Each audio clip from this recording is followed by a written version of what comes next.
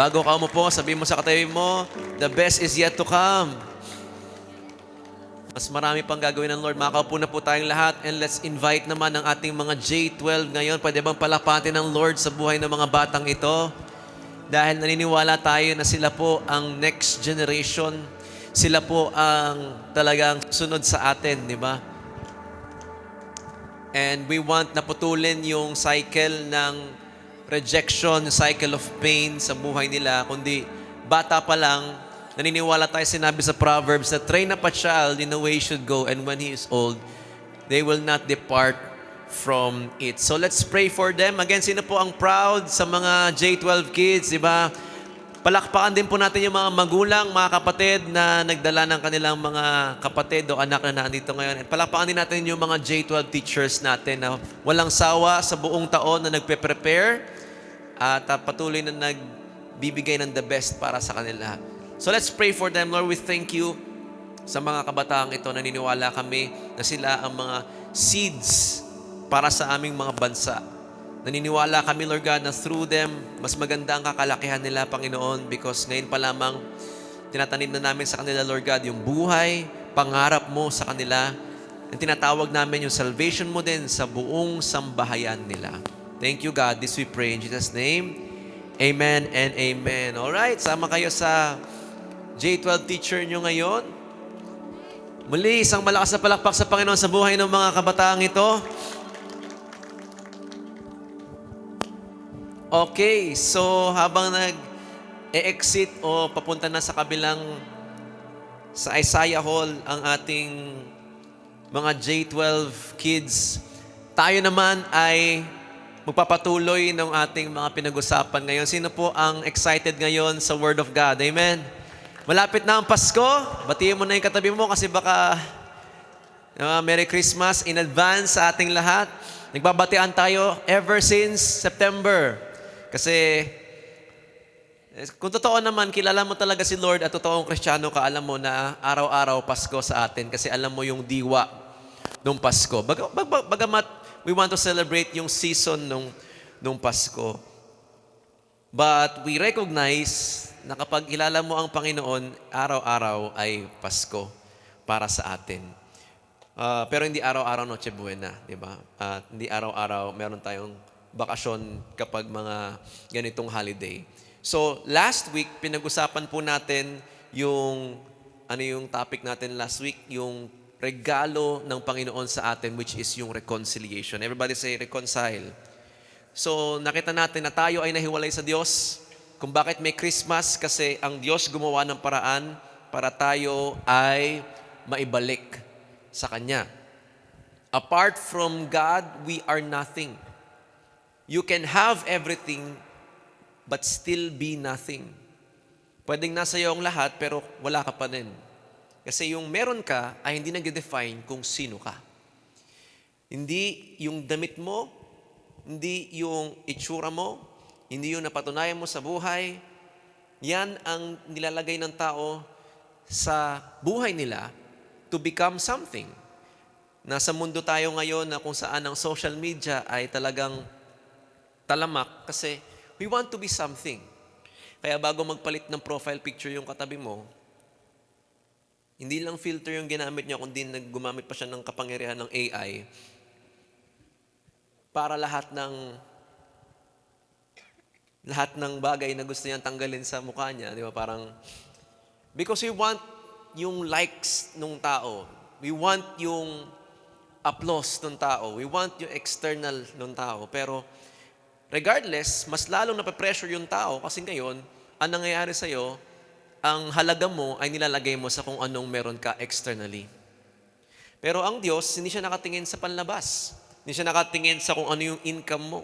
Hindi siya nakatingin sa kung ano yung career or natapos mo sa buhay.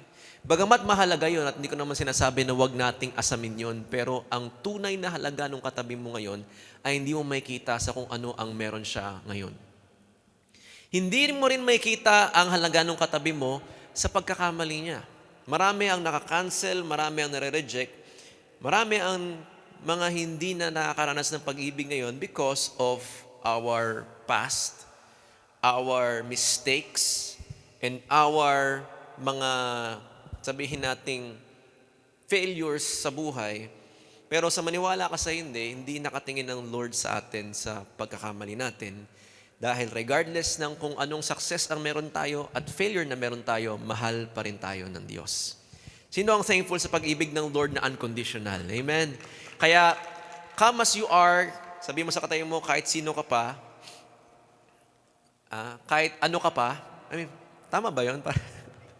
Parang tao, hindi naman. Kahit ano pa ang ginawa mo noon, kahit ano man yung pagkakamali mo nito, kahapon lang, you're still welcome sa presence ng Lord because ang Lord naghahanap ng mga taong willing bumalik sa Kanya katulad ng prodigal son na napag-usapan natin last week. Kaya sabi mo sa katabi mo, balik ka lang. Kahit nagkamali ka, kahit may inaayos pa sa atin, kasi sino amin dito na perpekto siya? Palit tayo, ikaw na lang magturo dito. Kung hindi ka na nagkakasala, kasi kailangan namin nung ganong klase. Pero wala no? Lahat tayo nagkakasala. Sino amin naman na siya ay nagkakasala, nagkakamali. Salamat sa honesty ng katabi mo. Di ba? Lahat tayo. Si Jesus lang ang nagbigay ng ehemplo sa atin na hindi siya nagkasala kahit nung nasa katawang tao. Pero syempre, dahil Diyos siya. That is the good news. Kaya yun po yung pinag-uusapan natin for the past 3 Sundays na ang puso ng Christmas ay hindi yung ampaw. Bagamat gusto natin ng ampaw. Sino gusto ng ampaw? Sino alam ang ampaw? Baka hindi nyo alam yung tinutukoy kong ampaw. Ang alam lang natin yung sobrang pula na may laman sa loob. Yun po yung ampaw, di ba? Sino dito gusto nung may ibigay yung katabi mo sa yung regalo mo, di ba? Sino dito gustong ilibre ka nung katabi mo sa Christmas, di ba? Sino dito nagbabalak ng magmowa sa Christmas, di ba? Wala namang masama doon sa mga bagay na yon at di ko naman sinasabing kasalanan yon, pero kung doon nakabase ang Christmas natin, sabihin ko sa iyo, January, kulang ka ulit. Kasi ang puso ng Christmas is yung gospel ng Lord. Everybody say, gospel. Ano yung sabihin ng gospel? Yung good news ng Lord sa atin. Di ba? Kaya last week, reviewin natin ano ang state ng tao kapag wala ang Panginoon, di ba? Pag hiwalay ang tao sa Diyos dahil sa kasalanan, simula kay Adan at kay Eva, nagkaroon tayo ng tinatawag na original sin, na kahit ipanganak ka sa mundong ito, hindi mo turuan yung tao magsinungaling, darating sa point na makakapagsinungaling ka, darating sa point na magkakamali ka, darating sa point na magkakasala ka, kasi ang kasalanan hindi mo kayang talunin ng sarili mong lakas. So nag-imbento ang tao ng relihiyon. Yung relihiyon, may step 1, step 2, step 3, step 4, para ma-feel mo na papalapit ka sa Diyos. So para kang nagbabaitang, o parang lumalakad ka sa stairs. Kaso lang, dahil tao nga tayo, hindi mo mapaperfect lahat. So, pag nagawa mo yung isa, tapos hindi mo nagawa yung iba, parang back to zero ka ulit. So nagkasala ka ulit. Ang relihiyon, pinapakita lang sa atin na walang kayang gawin ng tao para makarating sa Diyos. At hindi yun ang design ng Lord. Ang design ng Lord is hindi ikaw ang lalapit patungo sa Kanya. Ang tunay na pag-ibig is siya ang naunang bumaba sa lupa para sa atin. Kaya nga may kinakanta tayo, 'di ba, na Silent Night, Holy Night, nung wala pang palakpak ng tao, walang nakarecognize sa Panginoon, wala kang napapasok sa Kanya dahil lahat busy sa Noche Buena. Hindi totoong December. Sabi ng mga scholars, hindi naman talaga December yung bagamat December natin sineselebrate. It doesn't matter kailan natin sineselebrate o kailan yung totoong pagpanganak ni Jesus. Ang mahalaga ay pinanganak ang tagapagligtas para sa atin. Yun nga lang, dahil naging materialistic na yung tao, ang akala natin sa Pasko, 13-month pay, Christmas bonus, o Noche Buena, yun lang ang ating exchange gift, Christmas party, and so on and so forth. So yung kasiyahan, yung joy natin ngayon, momentarily lang. Pagdating ng January, nag-aaway na ulit kasi ang daming ginastos. O kaya, kukumpara mo na naman yung bago mong biling sapatos kasi may mas bago na naman sa'yo sa susunod. Yung cellphone na binili mo, maaring may bago na naman. O kaya, kung may mga magandang nangyari sa inyo, dun lang sa panahon na yon. Pero ang isang tunay na Kristiyano, kahit may bagyo, sinaniniwala kahit may bagyo, pwede kang mag-enjoy. Kasi ang joy na galing sa Panginoon, hindi outside in. Ang joy na binibigay ng Lord sa atin from the inside out. Kapag nakabase ang kasiyahan mo sa kung ano ang nagbibigay lamang sa iyo, madali kang mabubuwal. Pero kapag ang kasiyahan mo from the inside out, ano na ang mangyari? Bagyuhin na yung external mo, pero you will still find peace because God is eternal and consistent. So, ang goal natin sa December na to, maibaba natin sa ating sarili, sa ating puso, na ang puso ng Pasko ay yung ano yung sabihin ng gospel? Good news. Balikan natin. Pero eto ngayon kasi yung pag-usapan natin, ano yung gospel miracle? Ano yung epekto ng gospel para sa atin? Kasi ang gospel, pinakita dito yung pag-ibig ng Diyos. So ano ngayon ang epekto ng gospel para sa atin? Ano yung miracle na ginagawa? Sino dito gusto ng miracle sa buhay niya? Sininiwala may miracle na gagawin ng Lord sa iyo bago matapos ang taon. Sino kine-claim yung breakthrough sa family, finances? God can do that. Kaya nga may good news kasi may miracle ng Lord sa buhay natin na gagawin. Hindi mo man ito yung ine-expect mong miracle, si Lord minsan pag nananalangin ka, kung meron dito nananalangin na hindi ina-answer ng Lord yung panalangin mo, maaring hindi pa time or maaring mas maganda ang ibibigay ng Lord sa iyo. Ganun lang 'yon. Hindi ibig sabihin na hindi sinasagot ng Lord yung prayer mo sa paraan na gusto mo, hindi na siya nagmamahal sa iyo. Minsan, pag ang bata nahingi ng isang bagay, akala niya yun na yung tama. Pero ang magulang, mas alam yung kailangan. Bagamat hindi perfect ang magulang, pero alam niya kung ano yung kailangan ng talagang anak niya. How much more ang ating Ama sa langit. So tulungan mo akong mag-encourage sa katabi mo, sabihin mo sa kanya, God knows best. So kung nakaranas ka ng heartbreak, huwag kang mag-alala. Sabihin mo sa katabi mo, the best is yet to come. Kung this year, meron nawalan ng trabaho o meron mga natanggal dito sa trabaho, sabi mo sa katabi mo, the best is yet to come. Kung meron dito na reject this year, sabi mo sa katabi mo, the best is yet to come. Sino naniniwala may miracle na gagawin ng Lord sa buhay natin? Di ba? Anumang setback, merong comeback na gagawin ng Lord sa buhay natin. God has a miracle. In fact, yung Christmas is a miracle. Maraming miracle na nangyari dyan. Si Mary was born of a virgin, di ba? Yung nangyari na miracle, pinanganak si Jesus, sabsaban. Grabe. Ang hirap nun. Di ba? Ang hirap ipanganak sa sabsaban. Wala kang anesthesia, wala kang doktor na tutulong sa'yo. Ang nag-cheer lang kay Mary nung time na kay Joseph, mga donkey. Diba? Habang umiire, hindi doktor yung sumasabi ng ire. Diba? Donkey yung nagsasabi sa kanya. Yung mga imagine mo, di ba, parang ngayon, hirap na, naka-hospital na nga tayo, may aircon na, may anesthesia pa, ang hirap.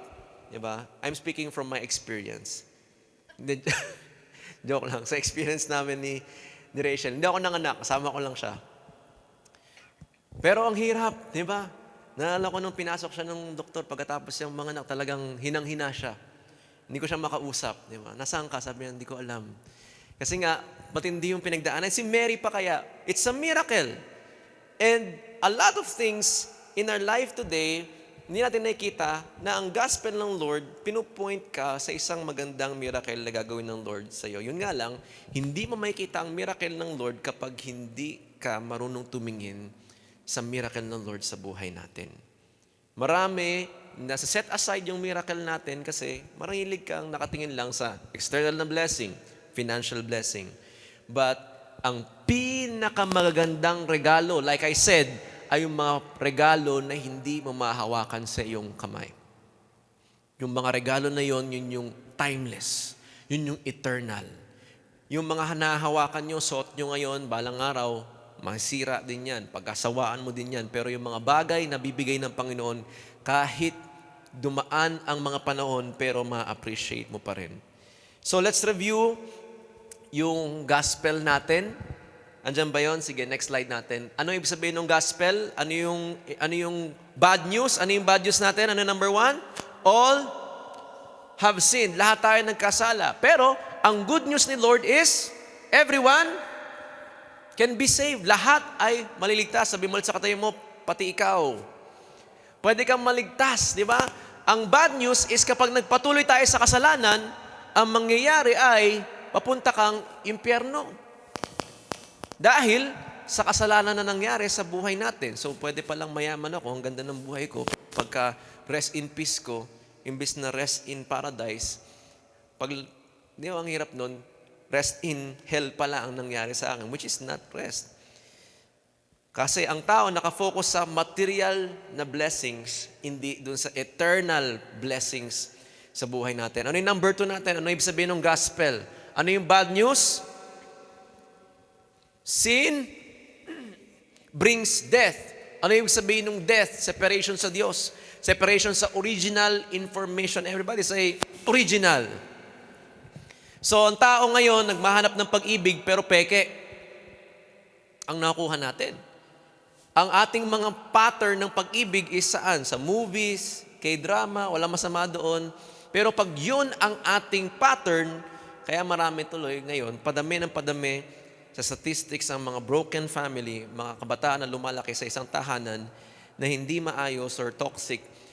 Kaya kakaroon ng tinatawag na generational cycle na napag-usapan natin before.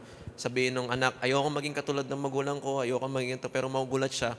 Ganun yung nangyayari sa kanya kasi once na nasa cycle ka na ng sin, hindi mo kayang tanggalin yan kahit anong galit na meron ka. Hanggat hindi Diyos at original design o original information ang paraan natin, it will not happen. Para kang merong lagnat pero Vicks ng Vicks yung problema mo, di ba? Nagkaroon ka ng ubo, Vicks pa rin. Nagkaroon ka ng bronchitis, Vicks pa rin. Tonsillitis, Vicks pa rin. Vicks tayo ng Vicks pero hindi na gumagaling. May ulcer ka, Vicks pa din, di ba? Nagkaroon ng UTI, Vicks inumin mo, di ba? Parang lahat na Vicks, Vaporub, Epicacent oil. Walang masama doon, hindi ko minamalam. Pero parang ganun yung nangyayari.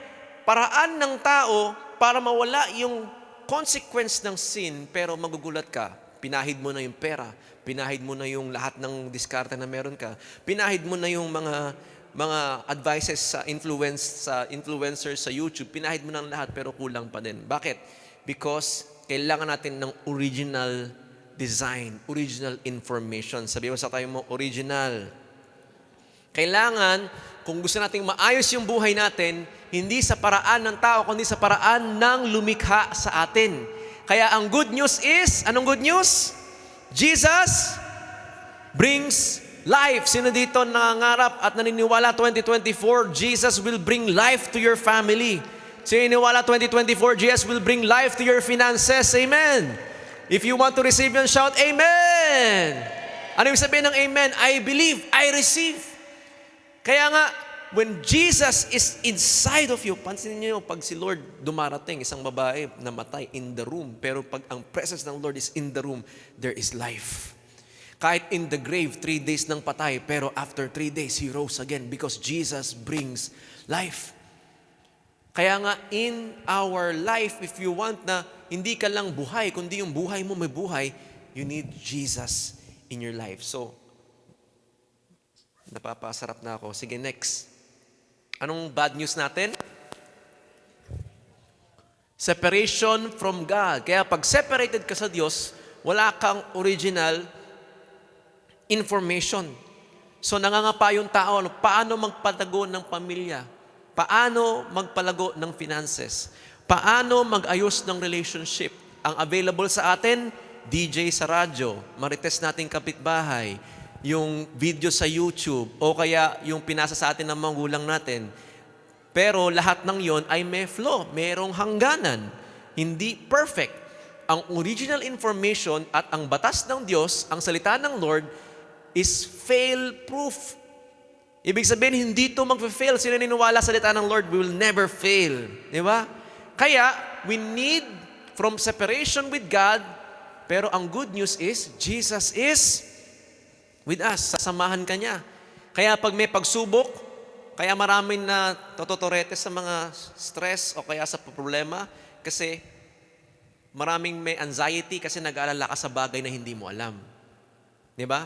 Kaya anong ipafabricate ng utak mo? Ang utak mo naman, ang galing mag-generate ng drama.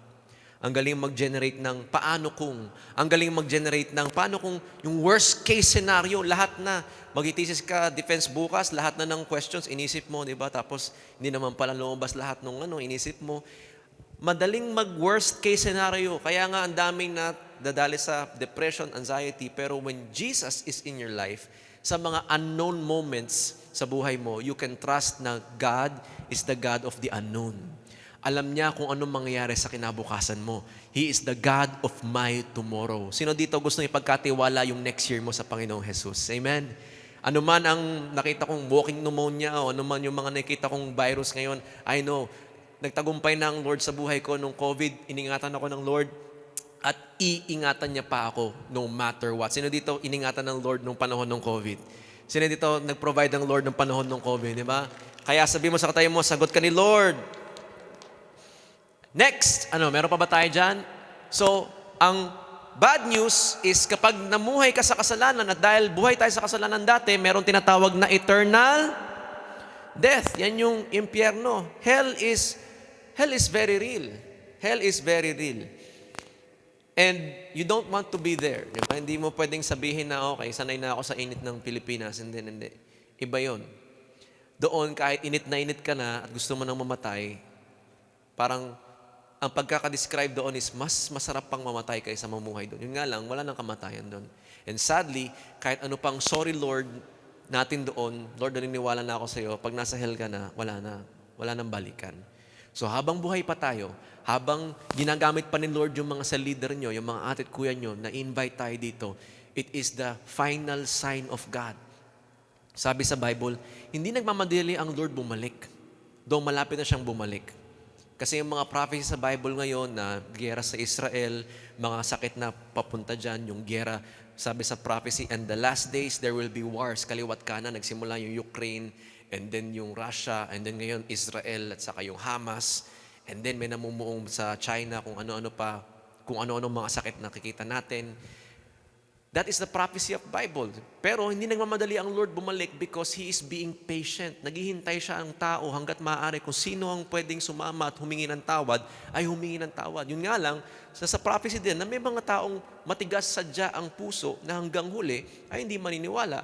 Salamat sa Panginoon, yung katabi mo na andito ngayon because he or she wants na maranasan yung pag-ibig ng Lord. Sino ang proud sa katabi mo ngayon na willing mo pabago sa Panginoon? Amen? So, ang good news is sa mga tao na gustong sumama sa Panginoon, anong binibigay niya? Eternal life. That is our review today. Kung may effect ang gospel, hindi lamang ito sa personal natin nangyayari. Ano yung effects of sin sa iba't ibang area ng ating buhay? Ang effects of sin, isa-isahin natin kasi para makita natin yung miracle, meron din tinatawag na bukod sa spiritual and personal na effects ng kasalanan sa atin, alam niyo ba na ang sin ay merong global consequences? Everybody say global. Sabi nila, may mga tanong, bakit kung ang Diyos ay mabuti, bakit merong malalakas na bagyo? Bakit may lindol? Bakit merong mga tsunami? Bakit may mga sanhi na ganito nangyayari? Hindi Diyos ang may dahilan doon kung bakit may malalakas na bagyo. Kasi nung ginawa ang mundo, it is perfect. Ang sabi ng ibang geologist, naniniwala sa Diyos at hindi, na nung ni-research nila yung fossil, yung climate nung panahon na hindi pa nagkakasala yung tao, yung mga unang panahon, ang tinatawag nilang perfect climate. Kaya pansin mo sa Garden of Eden, lahat ng uri ng prutas na andoon. Hindi mo kailangan ngayon yung strawberry nasa Baguio lang, di ba? Pag tayo nakita ng strawberry ni Taho dito, parang, class A na strawberry, di ba? May syrup, pero pag gusto mo ng mga blueberry, pupunta ka dapat sa mga malalamig na lugar, di ba? Sa atin, masarap yung mango.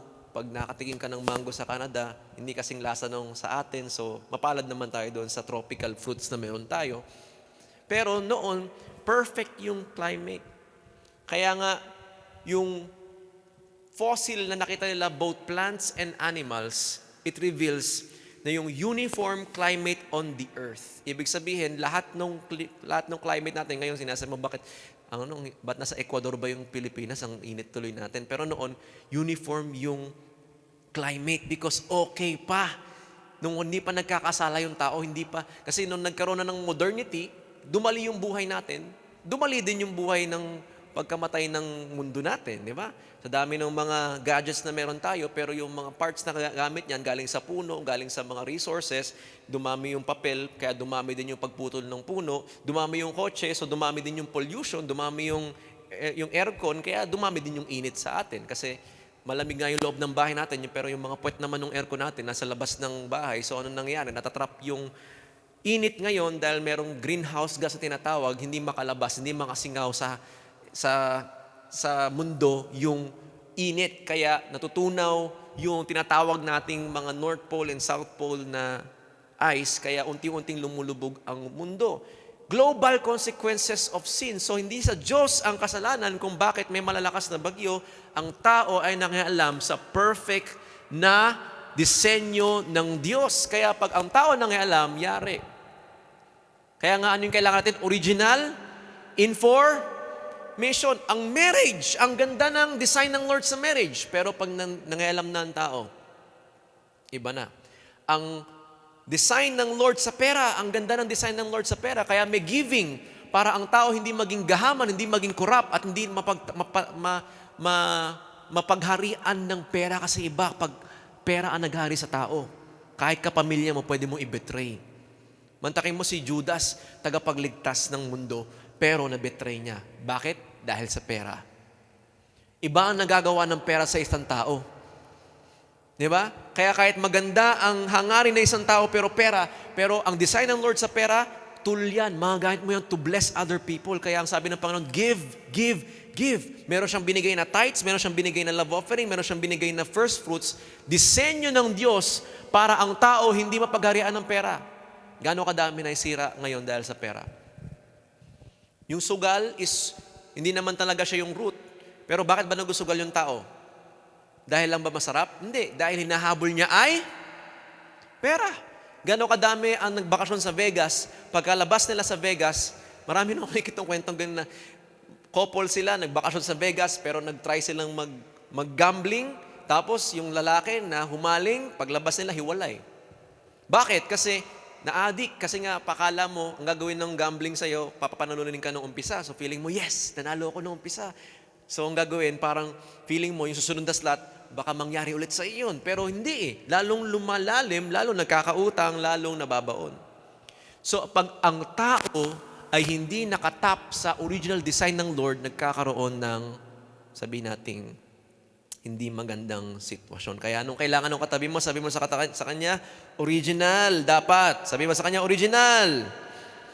So, kahit yung mga skeptics o yung mga hindi naniniwala sa Diyos na scientist, na nag-a-agree na in the ancient past o sa mga pinakaunang araw ng mundo, meron tinatawag tayong mild and constant climate. Sino nangangarap?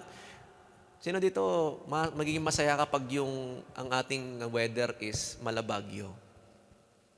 Sino dito nangangarap balang araw, sino dito nangangarap na makaranas ka ng snow? Ayaw ng snow nung katabi natin. Sino dito nangangarap na medyo malamig para makaranas ka naman makapag-turtleneck yung katabi mo? Makapag-Korea-Korean na forma ka naman, di ba? Alam, mga Pinoy malulupit talaga. Nagugulat yung mga Koreano sa atin pagpunta nila dito. Kahit daw ang init, mga naka-turtleneck pa rin naka-jacket pa rin yung Pinoy, di ba? Kayang-kaya because passion is life. Pero di ba ang sarap nun? Sino nangangarap dito kahit walang aircon, masarap? Yung klimang Bagyo, ang Muntinlupa. Di ba? Anong forma mo ngayon? Grabe, nakailang layer ka ngayon. Ganun talaga. Sabi ng mga skeptics, hindi naniniwala sa Diyos to. Pero, I quote, the elements of the world were in perfect balance. May experiment na ginawa sa mga hayop. Nilagay sila sa isang perfect na klima. Kahit yung predator at saka yung hunter, predator at saka yung prey, hindi aaway doon sa klima na yon. So ibig sabihin nilagay yung ahas sa yung daga, hindi gutom hindi busog yung ahas, pero hindi niya inaatake on that perfect climate. Kaya no sa Garden of Eden, kahit magkakasama yung hayop, there is perfect balance. Pero dahil alam yung tao, simula nung kay Noah, kaya mapapansin nyo, kay Noah, hindi ang ulan, hindi galing sa taas pababa kundi galing sa baba pataas. Pag binasa niyo yung Bible, kaya nagkaroon ng baha dahil yung ulan, meron nang galing sa baba na tinatawag doon, tubig. Sabihin, dati parang kaya walang ulan nung time na yun kasi laging dilig yung mga halaman. Sabi ng ibang scientist, meron pang tinatawag na firmaments in the sky na kita mo yung galaxy in very clear picture kasi parang di ba pag yung sa tubig na magnify yung parang may magnifying glass. So ibig sabihin, ang ganda nung effect ng mundo noon. Pero dahil ang tao nangialam, akala niya mas magaling siya Diyos, na wala yung balance na yun. Hence, kaya maraming sakuna nang gagaling sa atin. That's number 1 effect of sin. Number 2 is national. Everybody say, national. Dahil sa kasalanan, meron tayong nakitang mga pagtaas at pagbagsak ng mga bansa. Bakit? Kasi yung mga leader na ginamit doon ay hindi makadiyos. Kahit ang Israel na tinawag ng Diyos para maging bansa niya, merong mga hari na hindi naging masunurin sa Diyos, pero pag ang hari ay sumusunod sa Diyos, nagpa-prosper yung bansa. Pero pag ang hari hindi na sumusunod sa Diyos, hindi na original design ng Lord yung sinusunod, naasakop at nagkakaroon ng distraction. Bakit? Kapag ang tao hindi sumusunod sa Diyos, isa lang, destruction. Death ang pinapapuntahan. So merong national consequence. Number 3, physical. Everybody say physical. Anong consequences ng physical sin? So death. Nung panahon ni Eva at ni Adan, hindi pa nila kinakain yung pinagbabawal na gamot, pinagbabawal na bunga, hindi sila mamamatay physically. Ibig sabihin, meron silang hindi lang eternal life, kundi immortality nung time na yon. Meron silang access sa tree of life na kung saan meron silang infinite amount of life. They can enjoy yung presence ng Lord, yung fellowship ng Lord without labor. Walang trabaho nung time na yon. Walang kailangan na mag-apply, hindi puno ng stress kasi lahat tumutubo, lahat ng pagkain na andyan, simple yung life. But because of the sin, merong nagkaroon ng death. At dahil doon, dumami din yung sakit. Kita nyo ngayon, parang sino dito nakaranas ng mga past 2 weeks, okay naman yung tulog mo, okay naman yung sarili mo, pero bigla kang uubuhin, bigla kang sisipunin. Diba? Bakit? Kasi yung panahon ngayon, naghalo na, dahil nangyayam yung tao, hindi maganda yung panahon ngayon, sobrang init, mamaya sobrang lamig, mamaya ang init, mamaya uulan, tapos meron pang mga panahon ng season ng flu, yung mga virus nagsipa na gano'n na kasi ang hilig kumain ng tao ng kung ano-anong mga bagay. So nagka-developan yung mga sakit. So ang nangyari, lumala yung sakit, especially yung cancer ngayon na kahit mga bata pa lang, nakikita ko may mga nakakalungkot sa mga feeds. Minsan kahit 2-year-old o 4-year-old, may mga cancer na kaagad because of the things that we have invented na akala natin na magpapadali ng buhay. Napadali nga yung buhay patungo sa kamatayan. Kaya ngayon, ang takot ng tao is kahit wala kang sintomas na nare-receive sa sarili mo, paano kung may cancer ako? And then, ang sisisihin ng tao, sino? Sino sinisisi ng tao minsan? Hindi pala minsan, madalas. Lord, bakit hinayaan mo? Pero at the end of the day, yan yung mga tinanim natin nung wala tayo sa Diyos na anihin ng tao. Kaya nga, ang solusyon ng Lord, ang gospel is ngayon pa lang, magsisi ka na. Ngayon pa lang, magbago na tayo ng buhay para magkaroon ng miracle ng Lord sa buhay natin. Ang tanong, sino dito gusto maranasan yung miracle ng Lord sa buhay natin? Kaya nga, huwag na natin hintayin na yung sakit pa ang magbigay sa iyo ng turning point.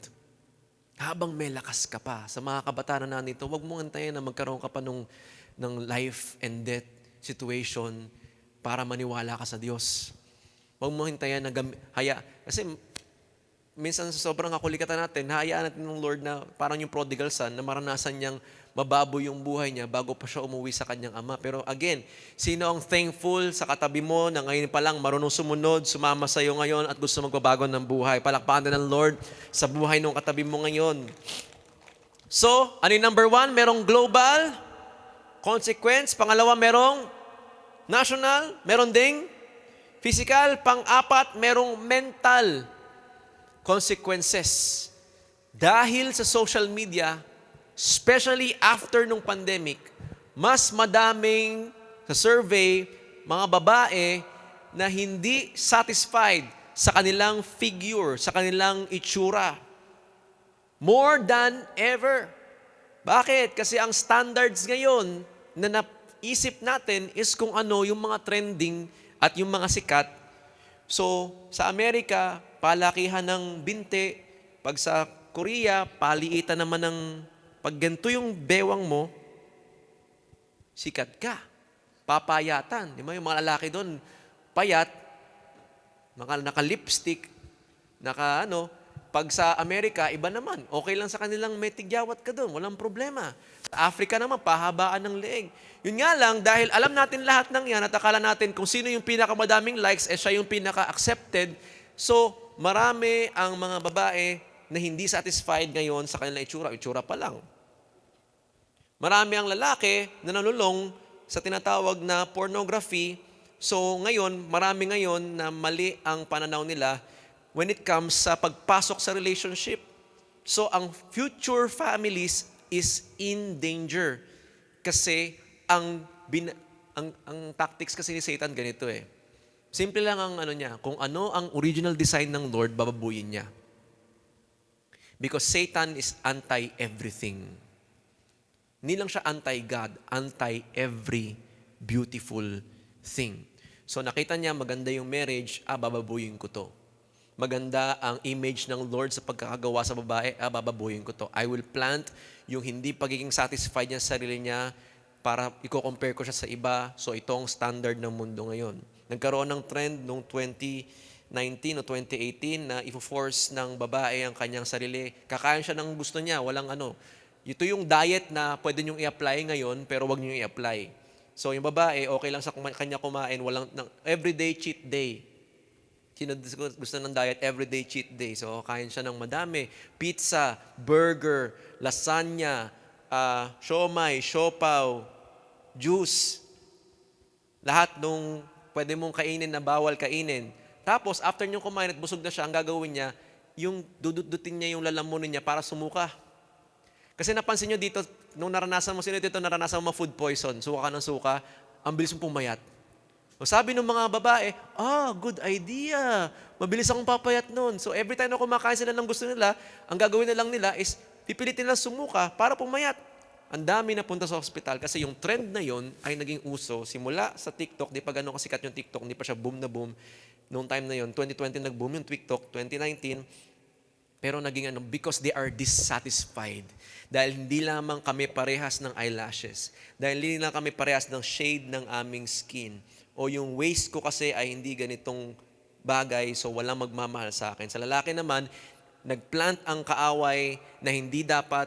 Ang marriage is just about yung pleasure of sex. Yung relationship is dapat ito lang. Kaya nangyayari, once na naranasan nila, yung bagay na yon, naisira na yung relationship. At ang manghirap niyan, minsan nagkakaroon ng anak, pero hindi handa yung magulang, kaya lalaki yung anak na hindi ready ang magulang mag-provide. At sa research lumalabas, ang importance, ang babae, very, very impactful sa early stages of the years ng pero ang tatay, ang matinding impact sa anak when it comes sa adolescence and beyond. So lalaki yung bata na walang father figure and mother figure. So lalaki siya, full of hatred, full of dissatisfaction, no sense of purpose in life. Kaya, anong sabihin niya? Ano pa bang sense ko sa buhay? So ibebenta ko na lang yung sarili ko sa social media, hoping na pag nakita nila yung pusod ko, may mag-like sa akin. Or hoping na kapag nakita nilang parehas kami ng kaputian. So nakikita niyo yung cycle ngayon. Pero sino ang thankful na yung katabi mo matututong maging content at maging thankful sa Panginoon because he or she is beautifully and wonderfully made by God. Tulungan mo akong mag-encourage sa katabi mo. Sabi mo sa kanya, ang mas maganda ka pa sa hapon ngayon. Di ba? Because totoo yung sinabi na beauty is in the eye of the beholder. And my beholder is God alone. So in God's eyes, I am perfect and I am beautifully and wonderfully made by God. Kasama na dyan yung societal consequence. Society, so anong nangyari tuloy, maraming dysfunction sa society ngayon. Uso yung nakawan, uso ngayon yung mga hindi maganda. After nung pandemic, sa survey, tumaas ang ratio ng incest. So yung mga tatay, ginagawa sa anak nila, merong mga reports na yung lolo, ni-rape yung apo, ni-rape yung lola. Bata pa lang sa imus, 13 to 17, nanganganak na, hindi pa ready.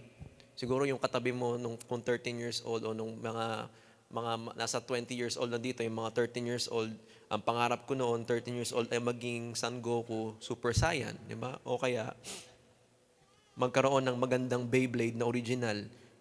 Pero yung sa kamuangan ng bata noon, na 13 years old, dapat nagasaya ka pa lang, dapat doon may satisfy yung pagiging bata mo. Ngayon, nag-aalaga ka na ng bata. Imagine that, ako nga 31 years old na ngayon at yung hindi ko, kahit anumang preparation na ginawa ko para sa transition ng pagiging ama, na ano pa rin ako, na-shock pa rin kami ni Rachel kasi ibang klase talaga ang responsibility. So, society ngayon, binababoy ng kaaway dahil walang original information, ng mga kabataan di marunong maghintay, yung mga magulang ngayon naging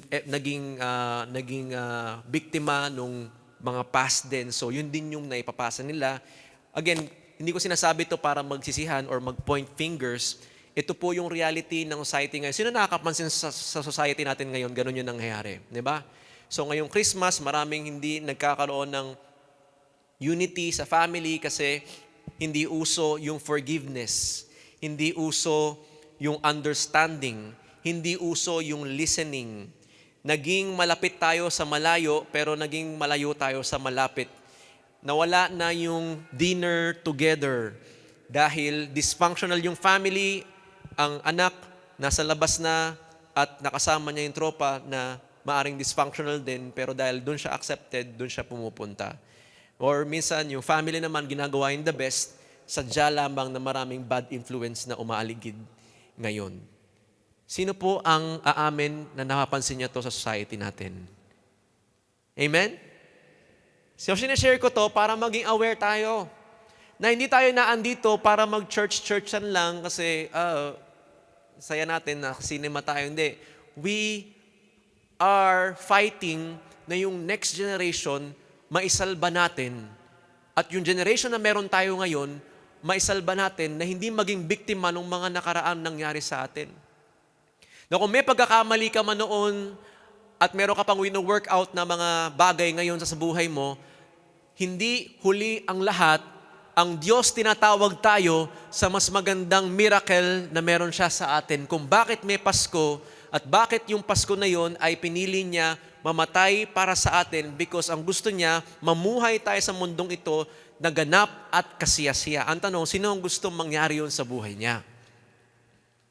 Again, sino ang gusto mangyari yun sa buhay niya? Di ba? Kasi ang religion, sige, gawin mo yan, pero we are fighting for something. We are fighting to go back to the original design ng Lord para sa atin. So, mental, societal, and last yung spiritual consequences. Ang tao ay wala ng takot sa Diyos.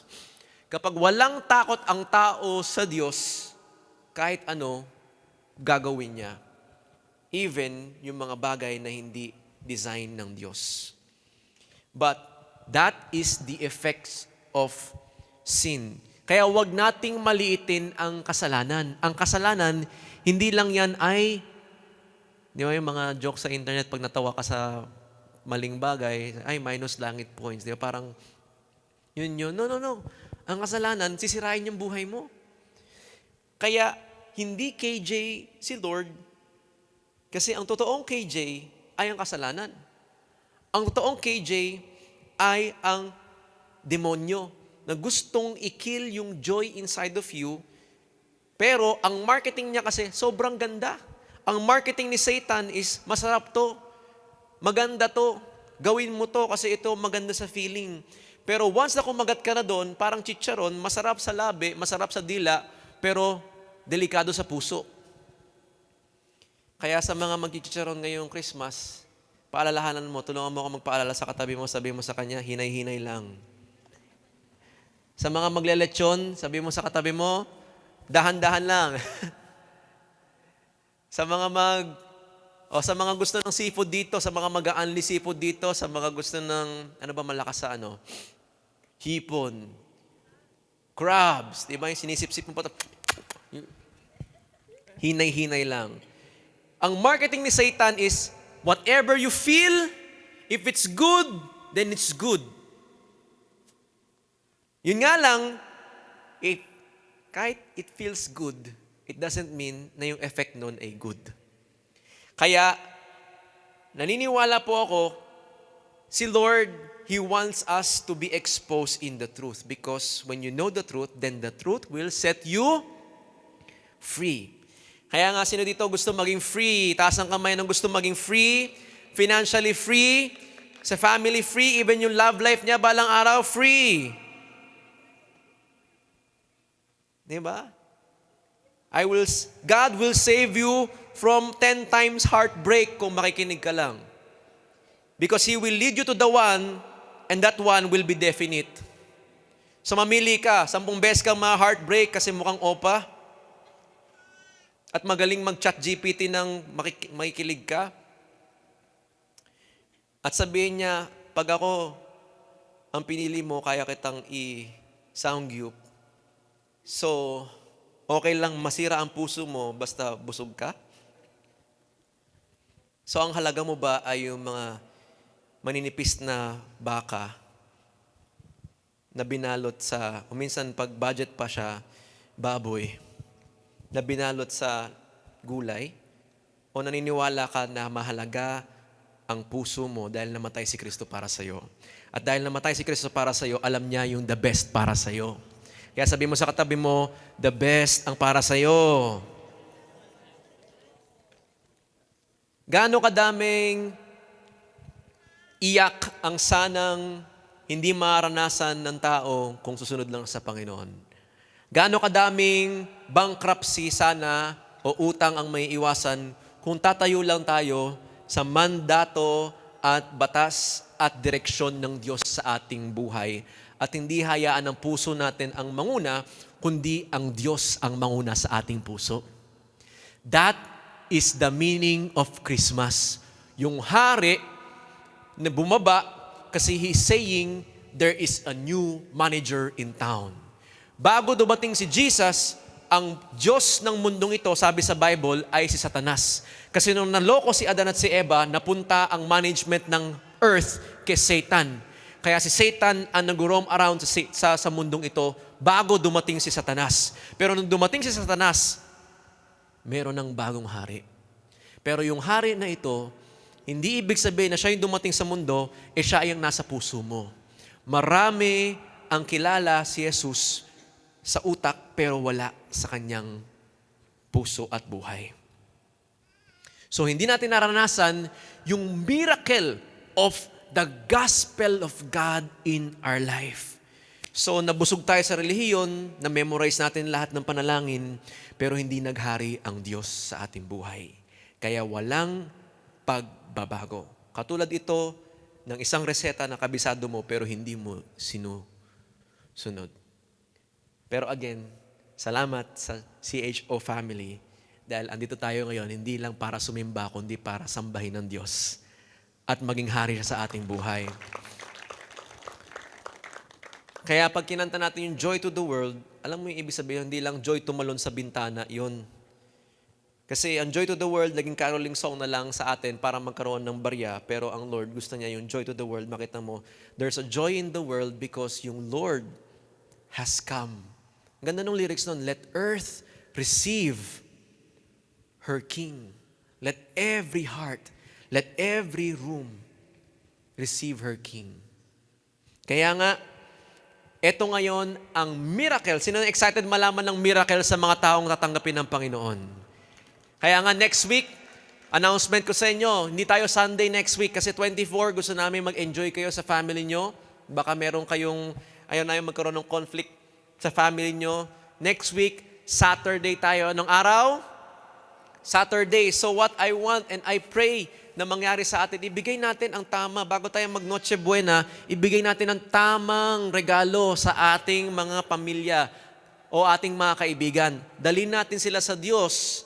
Kasi ayaw ng Lord, gano'ng kadaming iyak ang maisasalba natin sa buhay nila. Gano'ng kadaming panloloko ang masalba sa buhay nila. Gano'ng kadaming mga heartbreaks ang masalba sa buhay nila. Pangi-scam ng kaaway. Gano'ng kadaming oras na nilaan mo sa trabaho pero nanakaw lang ng sakit na hindi dapat dumapo sa iyo kapag si Jesus ang nabubuhay sa iyo.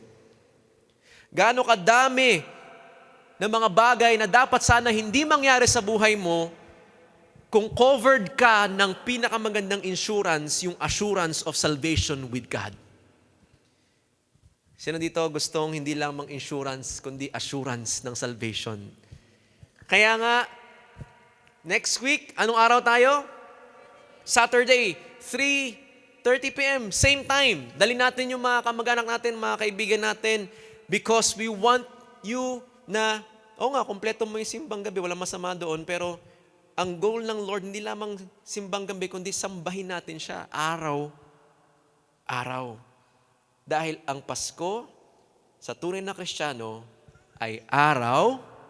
So kapag ang Pasko ay araw-araw para sa atin, ang milagro o yung miracle ng Panginoon, hindi lamang every December mo maranasan, kundi araw-araw. Yung Joy to the World, hindi mo lang dapat niya kinakanta pag December, bagamat masagwang kantahin yan pag April, di ba? Summer na summer, pero Joy to the World. Pero alam mo yung joy in your heart kapag alam mong araw-araw pagpapalain ka ng Diyos. Kaya ang ganda ng declaration natin kanina, today is the day you have made. I will rejoice and be glad in it. Let's go to the miracle of the gospel. Sino excited malaman yung miracle ng Lord? Amen? Ito yung benefits mo. Pag tinanggap mo itong assurance na to, pag pumirma ka sa puso mo na, Lord, I accept itong covenant na to, na yung insurance, yung assurance na meron ako, yung benefits na marireceive ko. Romans 1 verse 16. Sabay-sabay natin basahin. Romans 1 verse 16. 1, 2, 3, go. For I am not ashamed of the gospel because it is that brings salvation to everyone. Kanino daw? Kanino? Everyone? So yung everyone, totoo ba sa everyone kasama yung katabi mo? Sure ka? Everyone. Ano yung sabihin ng everyone? Lahat. Pero may condition. Unconditional yung love ni Lord, pero hindi siya forceful. Kasi everyone, pero ang condition is sino lang? Niwala. So God's love is unconditional, pero you need to receive it. And that's the challenge. Are you ready to receive the salvation? Pero the salvation, yung gospel ng Panginoon, sabi ni Pablo, hindi ko kinahihiya yung gospel.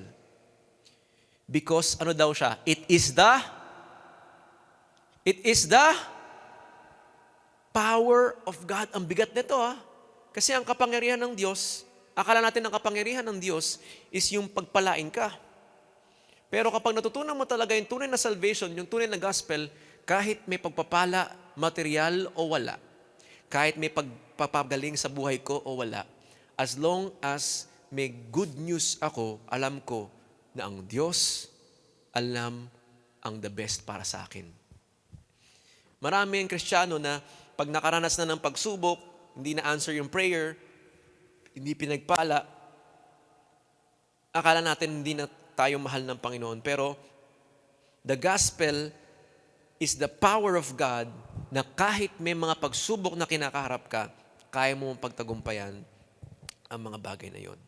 So 3 things na miracle ng gospel para sa atin. Number 1, the gospel redeems us. Everybody say redeem. Ano yung sabihin ng redeem? Yung sa Tagalog parang tinutubos, di ba?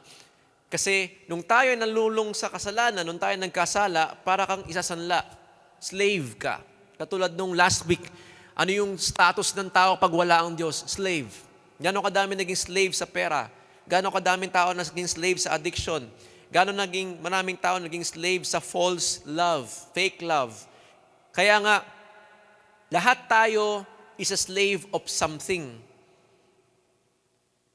Either you are a slave to sin or you are a slave to God. Pero pag slave ka kay God, ang sabi niya sa iyo, you're not a slave, you are His friend. Kaya nga, you choose kung sino ang serve mo ngayon. Pero dati, we are living in darkness. But pag nireceive mo yung gospel ng Panginoon, it is the power of God. Everybody say, power of God. Yan yung power ng Panginoon para i-redeem ka.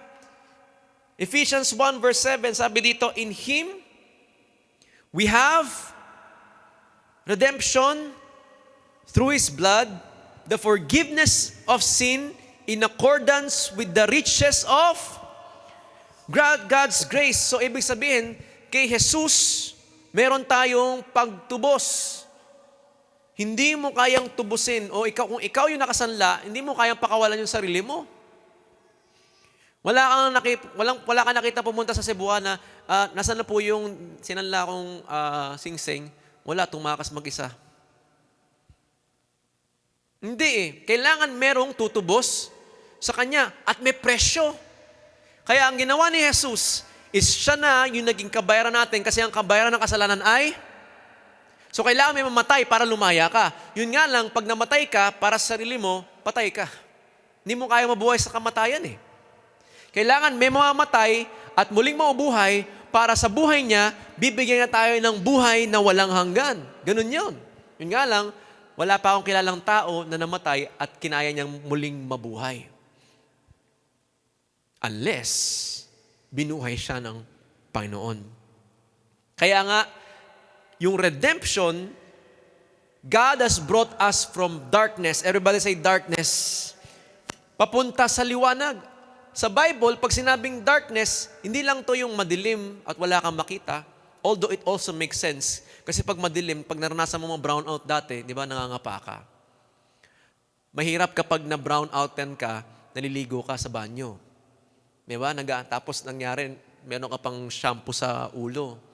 So naghanap mo yung tabo, kinakapa mo yung tubig, yung pala nasa inodoro na yung kamay mo, tapos yung pa yung naibuhos mo sa sarili mo. Kasi nga, kung ano-ano tuloy nagagawa mo, akala mo tama, akala mo okay, pero hindi. Kasi nga, dark. So akala mo pag-ibig, hindi pala. Akala mo malinis, hindi pala. Akala mo siya na, hindi pala. Akala mo itong trabaho na to, maganda yung opportunity. Pero, anong tawag doon? Darkness. Kaya ang tao, maraming broken hearted, maraming napapaasa tuloy kasi we are dark. Wala tayo sa liwanag. So, hindi mo alam paano mag-handle ng tama. Oo, meron tayong mga advisors, meron tayong mga...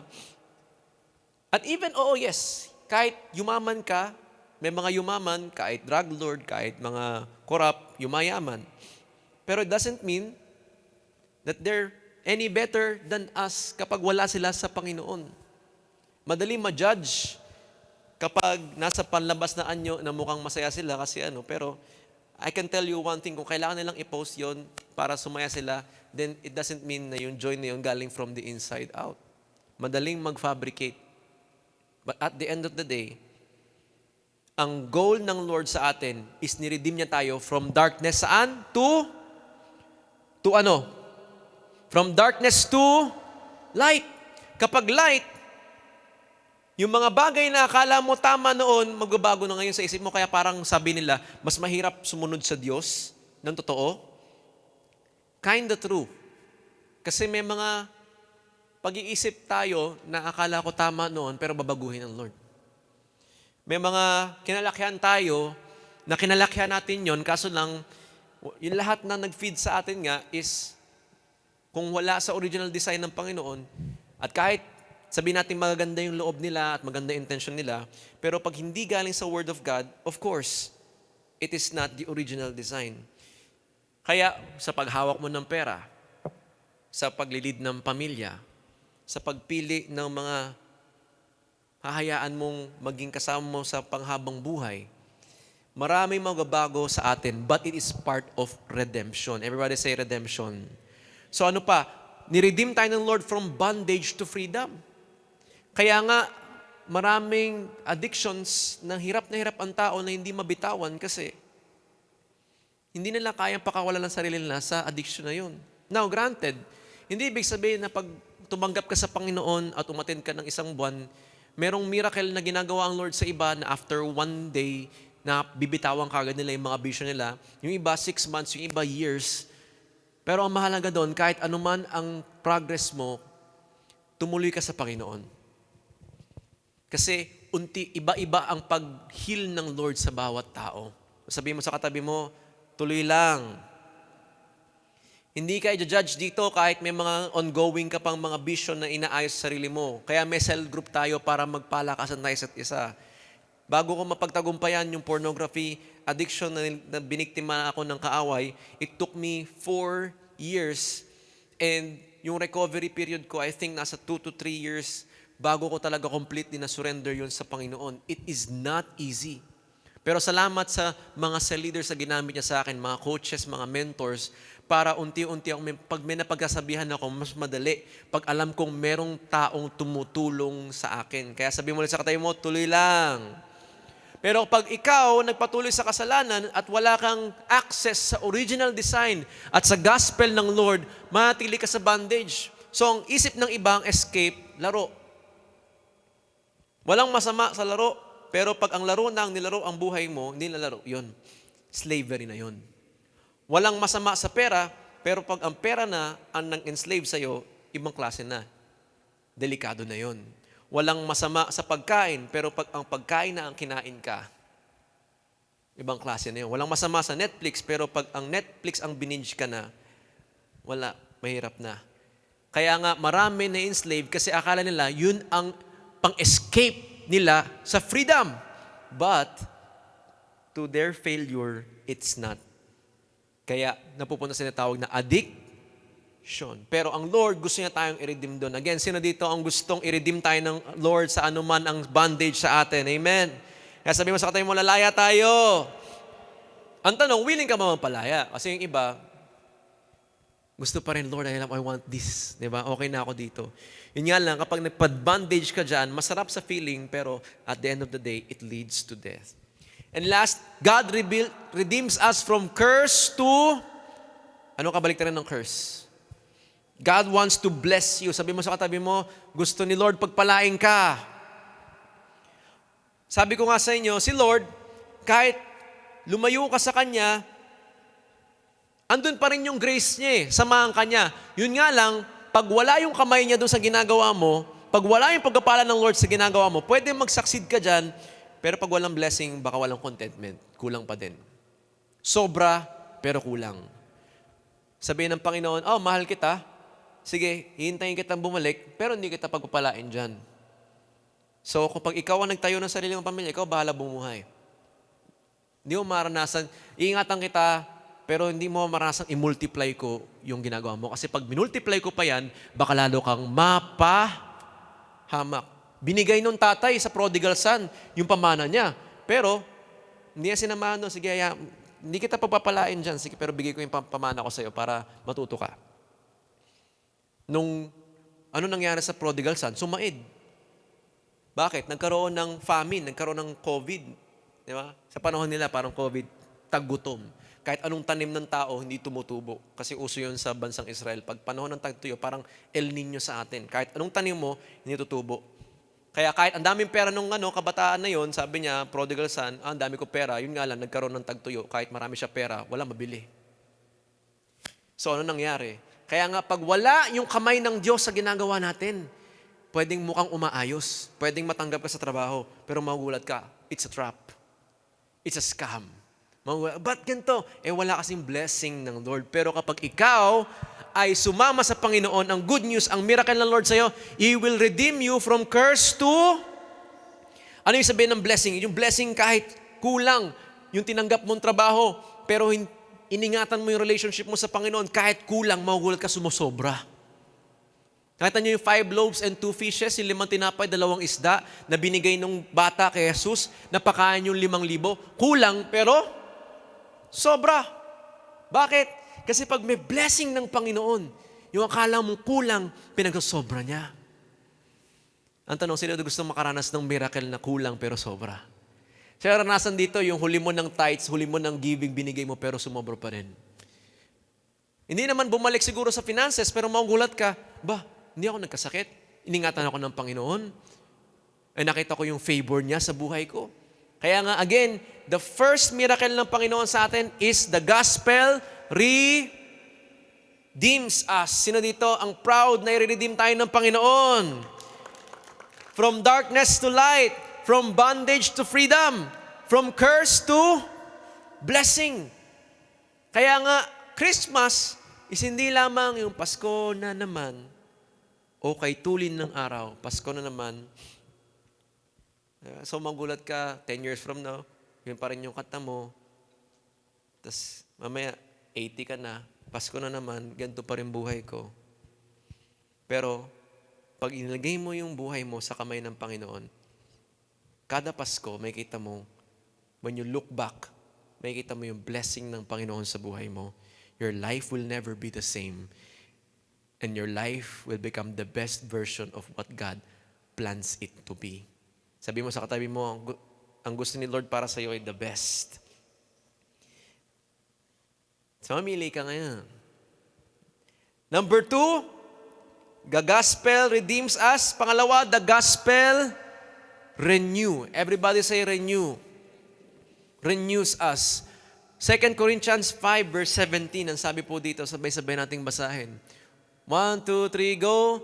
Therefore, if anyone is in Christ, the new creation has come, the old has gone, the new. Si Lord hindi ka lang i-renovate. Si Lord hindi ka lang re-remedyohan. Ang gagawin ng Lord sa'yo, He will renew you. Ibig sabihin, kung sa cellphone, akin na yung luma, ito yung bago. Parang si Lord, pinakamagandang customer service. Yung cellphone mo, sira-sira na, pero ginagamit mo pa rin. Yung camera mo, pag nagpicture ka, baliktad. Pag tumawag ka, laging nabababa yung call, di ba? Pag pinindot mo yung letter J, letter L yung lumalabas. So, lagi kang nagkakamali ng ano. Pero feeling mo okay pa rin. Sige, okay pa. Okay pa to. Bondage nga eh.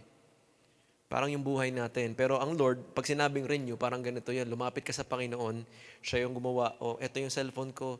Ito po yung pagkakamali ko. Sabihin niya, okay. Patingin ng brand niyan, okay.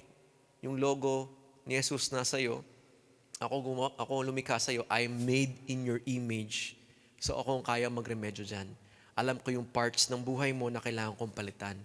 Pero hindi ko lang papalitan yung screen mo. Hindi ko lang papalitan yung battery mo. Akin na yung lumang ikaw, bigyan kita ng bago. Sino gusto ng ganong klaseng customer service?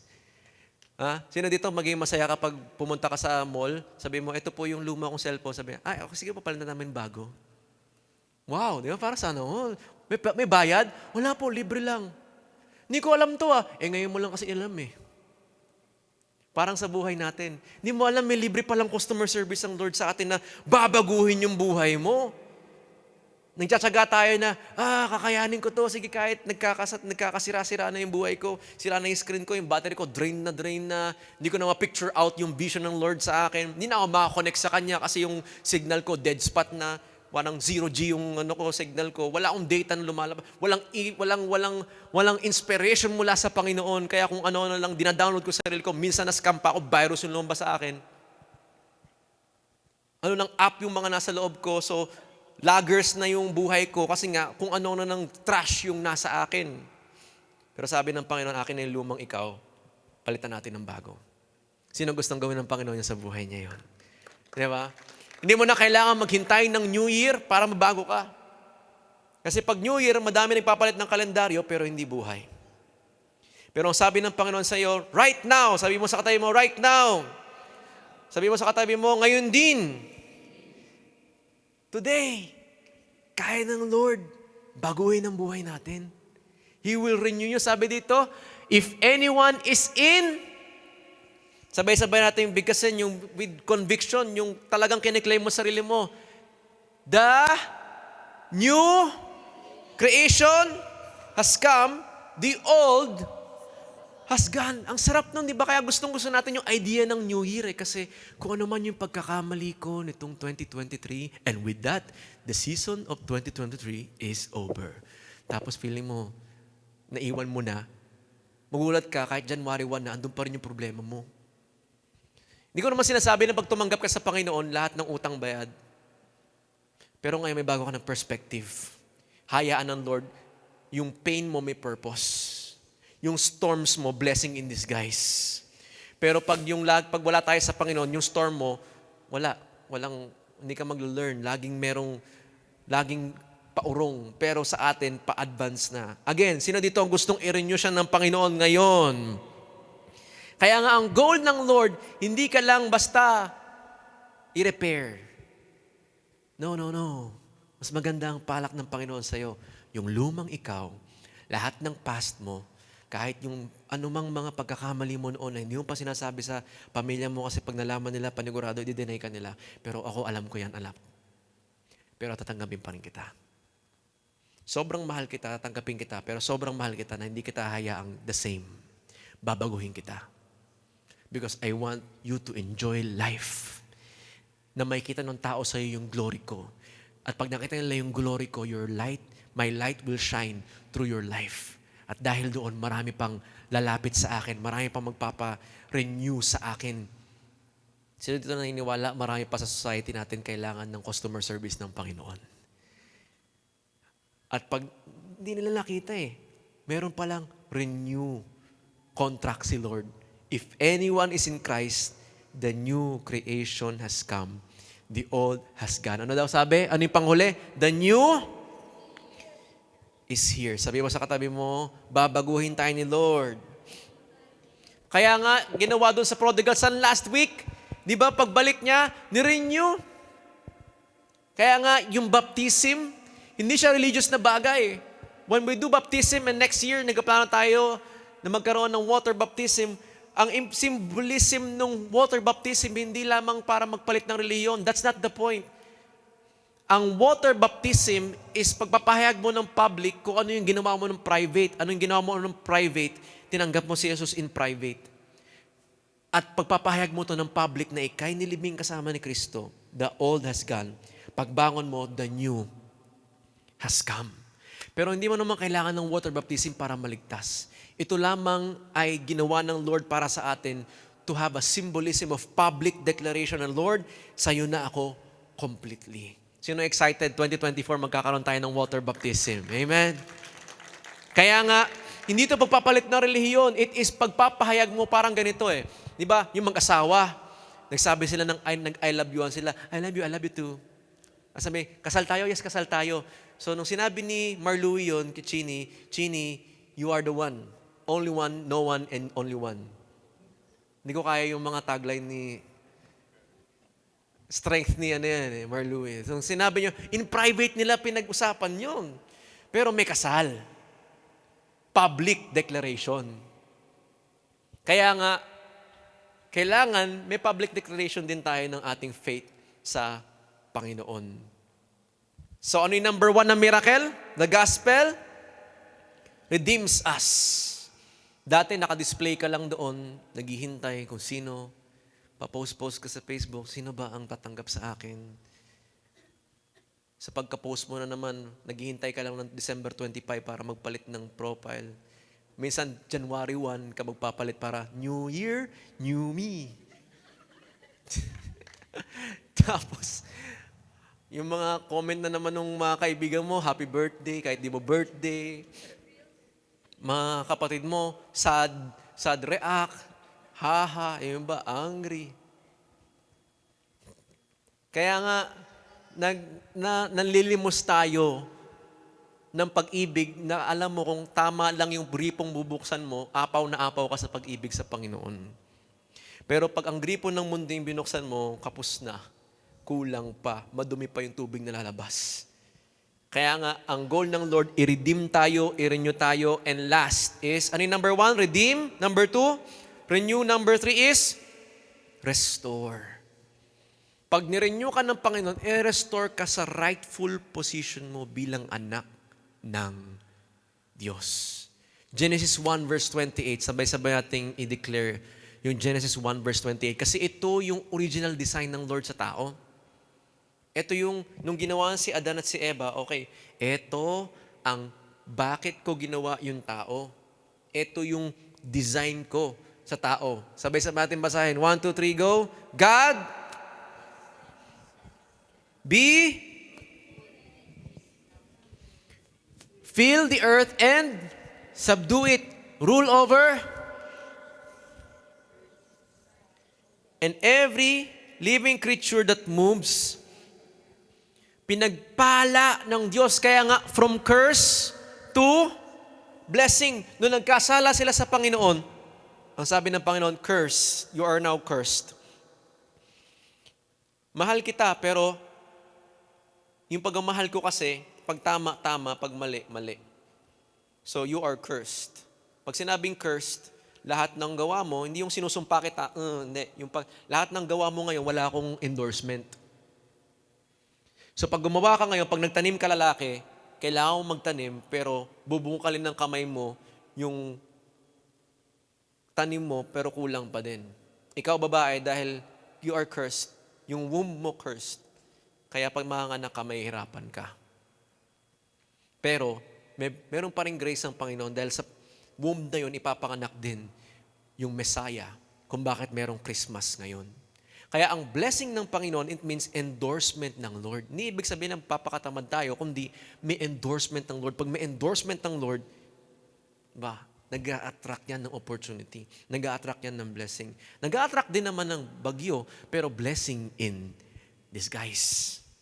Kaya nga, ang original design ng Lord sa'yo is be fruitful and increase in, because everything that God bless, He will multiply. Pag pinagpala ng Lord, ipagmumultiply niyo, ini-increase niya in number yun. Kaya, pag tumanggap ang isang tao sa Diyos, i-redeem ka niya, panibagong posisyon, panibagong direksyon. Pangalawa, ano yung pangalawa natin? I-renew ka niya. So yung lakad mo ngayon, dati makasalanan, ngayon hindi na. Nagkakasala, pero hindi ka na makasalanan.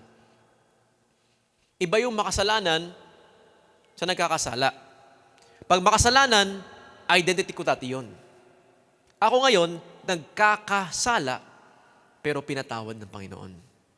Sino dito ang i-claim niya ngayon, hindi na siya makasalanan, kundi nagkakasala lang. Pero pinatawad na ng Panginoon. Sabi mo sa katayo mo, nagkakasala lang. Pero hindi nagpapatuloy sa kasalanan. Pero may mga panahon nang mahina tayo sa isang bagay.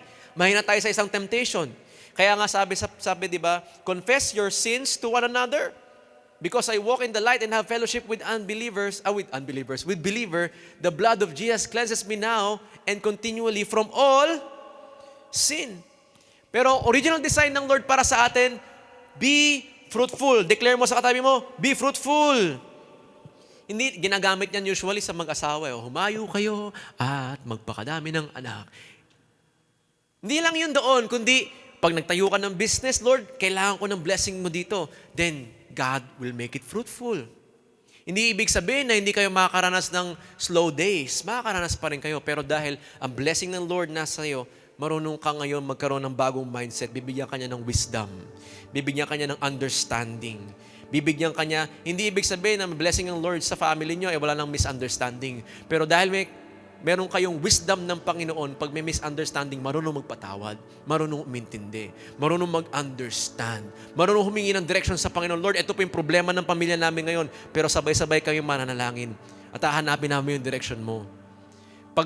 Pag-design ng mundo, sige, mag-away tayo, huwag tayo magpansinan. Simula December 21, next year na tayo magpansinan. Diba? Yun yung design ng Lord ng mundo pero ang design ng Lord iba. He will restore us. Ano bang original design ng family? Ano bang original design ng ama? Ano bang original design ng ina? Ano bang original design ng kabataan? Ano ba ang original design ng Lord sa babae? Ano ang original design ng Lord sa lalaki? Ano ang original design ng Lord sa mga bata? Ano ang original design ng Lord? Kaya, pag nagbago na yung mindset mo, i-restore ng Lord. Ano ba ang original design? Yun lang lagi dapat mong hahabulin. Ano ang original design? Imaginein mo kung anong itsura ng katabi mo pag bumalik yan sa original design ng Lord sa buhay niya. So, yun na excited, 2024, back to the original design tayong lahat. Amen? God will restore you. He will renew you. He will restore you. Kasi pwedeng bago, parang cellphone na binago na niya, pero pag hindi ka marunong humawak pa rin, babalik ka sa lumang pagkatao. So He will restore you to your original design. So, kung dati sa social media o sa ibang tao ako humanap ng kasiyahan, you will learn na yung mundo ko ay mas malaki pa kaysa kung anong meron ako online. Na yung purpose ko ay hindi lamang maging sikat, maging mayaman, makatapos ng pag-aaral, at kumita ng salapi. Lahat ng yun ay mahalaga. Kailangan natin mabuhay. That's how our world works today. Pero kapag gumagalaw ka doon sa posisyon ng pagiging slave, lahat ng gagawin mo, sayang. Kung magpapamilya ka, magpapaligaw ka o manliligaw ka, at ang posisyon mo ay, ano yung slave sa Tagalog? Alipin, saan mo dadalhin yung relationship? Saan mo dadalhin yung pera mo? Saan mo dadalhin yung pamilya mo? Sa pagkaalipin pa din. The cycle continues. Magiging sequel ka nung part 1 na failure mo. Pero, kapag nag-aral ka, nagtayo ka ng business, nagtrabaho ka, o kung hahawa ka man ng pera, makapalago mo to sa posisyon ng restored image ng Lord sa'yo, hindi ka lang pagpapalain ng Diyos, pero magiging pagpapala ka sa ibang tao. Pag may mga panahon na hindi maayos yung business, marunong kang maging payapa at sabihin mo, Panginoon, sa'yo nang galing to, ikaw ang bahala magpalago nito. Mangangamba ako ng saglitan lang, pero sa'yo ko pinagkakatiwala yung kinabukasan ko. Hindi mo ako pinabayaan noon, hindi mo ako pababayaan. Ever. Pag sa posisyon ng pagiging restored image ng Lord ka nag-aral, hindi ka ngayon nag-aaral para lamang maganda yung grade, para magkaroon ka ng palakpak sa ibang tao. Kundi, Lord, alam kong meron kang itinanim sa buhay ko, kailangan ko itong alagaan, palaguin, dahil gusto kong hindi lamang maging empleyado na hihigop ng pera, kundi gusto kong maging blessing sa other people. Magkaibang mindset. Sabi mo sa tayo mo, magkaibang mindset yon. Kung nagtatrabaho ka, magkakaroon ka ng panibagong perspective sa trabaho mo, kailangan mo pa rin magtrabaho. Hindi uulan yung pera sa mga Kristiyano. Kailangan mo pa rin pagtrabaho. Pero may bago kang mindset. Lord, kaya ako magtrabaho. Gusto ko pong magamit mo. Gusto ko ma-fulfill yung purpose mo. At kapag purpose mo ang tinatakbo ng buhay ko, alam ko, ikaw ang magbibigay ng baon sa mga taong gumagawa ng assignment nila. Assignment ng Diyos sa buhay mo. Si Jesus never nagkulang. Si Mary hindi nagkulang. Joseph hindi nagkulang. Lahat ng tao, basahin niyo sa Bible, may mga pagsubok pero hindi sila pinagkulang ng Diyos. Bakit? Kapag ginawa mo ang pinapagawa ng Diyos sa buhay mo at hindi para sa sarili mo lang, hindi butas ang bulsa natin. Laging gagawa ang paraan ng Diyos. Dahil ang mga nagtitiwala sa Diyos, kailanman hindi mapapahiya. Sa'yo nawala yung katabi mo, hindi ipapahiya ng Panginoon yan. So, kailangan mag-aral. Kailangan magpamilya. Walang masama sa love life. Kung nasa tamang oras at nasa tamang edad ka at alam mong kaya mo at hindi ka lang after sa kung anong marireceive mo. Kailangan magtrabaho, kailangan mag-business, maganda yun. Pero dapat, meron kang good news, gumagalaw ka sa perspective at posisyon ng pagiging anak ng Diyos. Kung sino man ang naniwala sa Panginoon, binigyan niya ng karapatang tawagin ang kanilang sariling anak ng Diyos. Last two verse before tayo mag-end. 2 Corinthians 5 verse 18 to 19. Ito ang assignment natin. Nabasa natin yung 17 kanina, di ba? Simulan mo natin sa 17 pala. Balik tayo sa 17. Ano ulit yung 17? Therefore, if anyone is in Christ, he is a new creation. Nirenew siya ng Panginoon. The old is gone, the new has come. Or the new is, verse 18. Anong sabi niya sa verse 18? All this is from God who, ano yung gift natin last week? Gift of reconciliation. Ni-restore tayo ng Panginoon kasi dati tayong darkness, bondage, slave, lost. Pero tayo, ni-restore. Dahil on that silent night, on that holy night, when all is calm, dumating ang Diyos para i-reconcile tayo. Pero, anong ni-restore sa atin? Hindi lamang yung the ability to be fruitful and multiply, kundi ano pa yung ni-restore sa atin? Binigyan tayo, ano tayo? Reconciled to Himself through Christ and gave us the ministry of. So, nireconnect tayo ulit sa Lord para tayo naman mag-reconnect sa iba. Kaya, kung nakaupo ka ngayon dyan, at masaya ka naririnig mo ito, may mga taong sa pamilya mo, katropa mo, kaibigan mo, na kailangan makarinig din ito, na maaring nasa darkness, maaring bondage, maaring lost, addicted to sin. Binigyan tayo ng Diyos, hindi lamang ng capability para kumita, mag-multiply, at pagpalain sa lahat ng ginagawa natin, kundi maging blessing tayo. Ang ibinigay niyang ministry sa atin, hindi worship ministry, hindi music ministry, kundi isa lang. Ano lang ministry natin dito? Ministry of reconciliation. And God wants that to happen. Verse 19, that God was reconciling the world to Himself in Christ, not counting people's sins against them, and He has committed us to the message of reconciliation. Ano yung message of reconciliation? Ang tawag natin dyan, gospel. Ano yung gospel? Good news of Jesus. To illustrate this further, pwede bang invite ko si Louie dito sa unahan? Pwede, Louie? Ready kang mag-tumbling ngayon?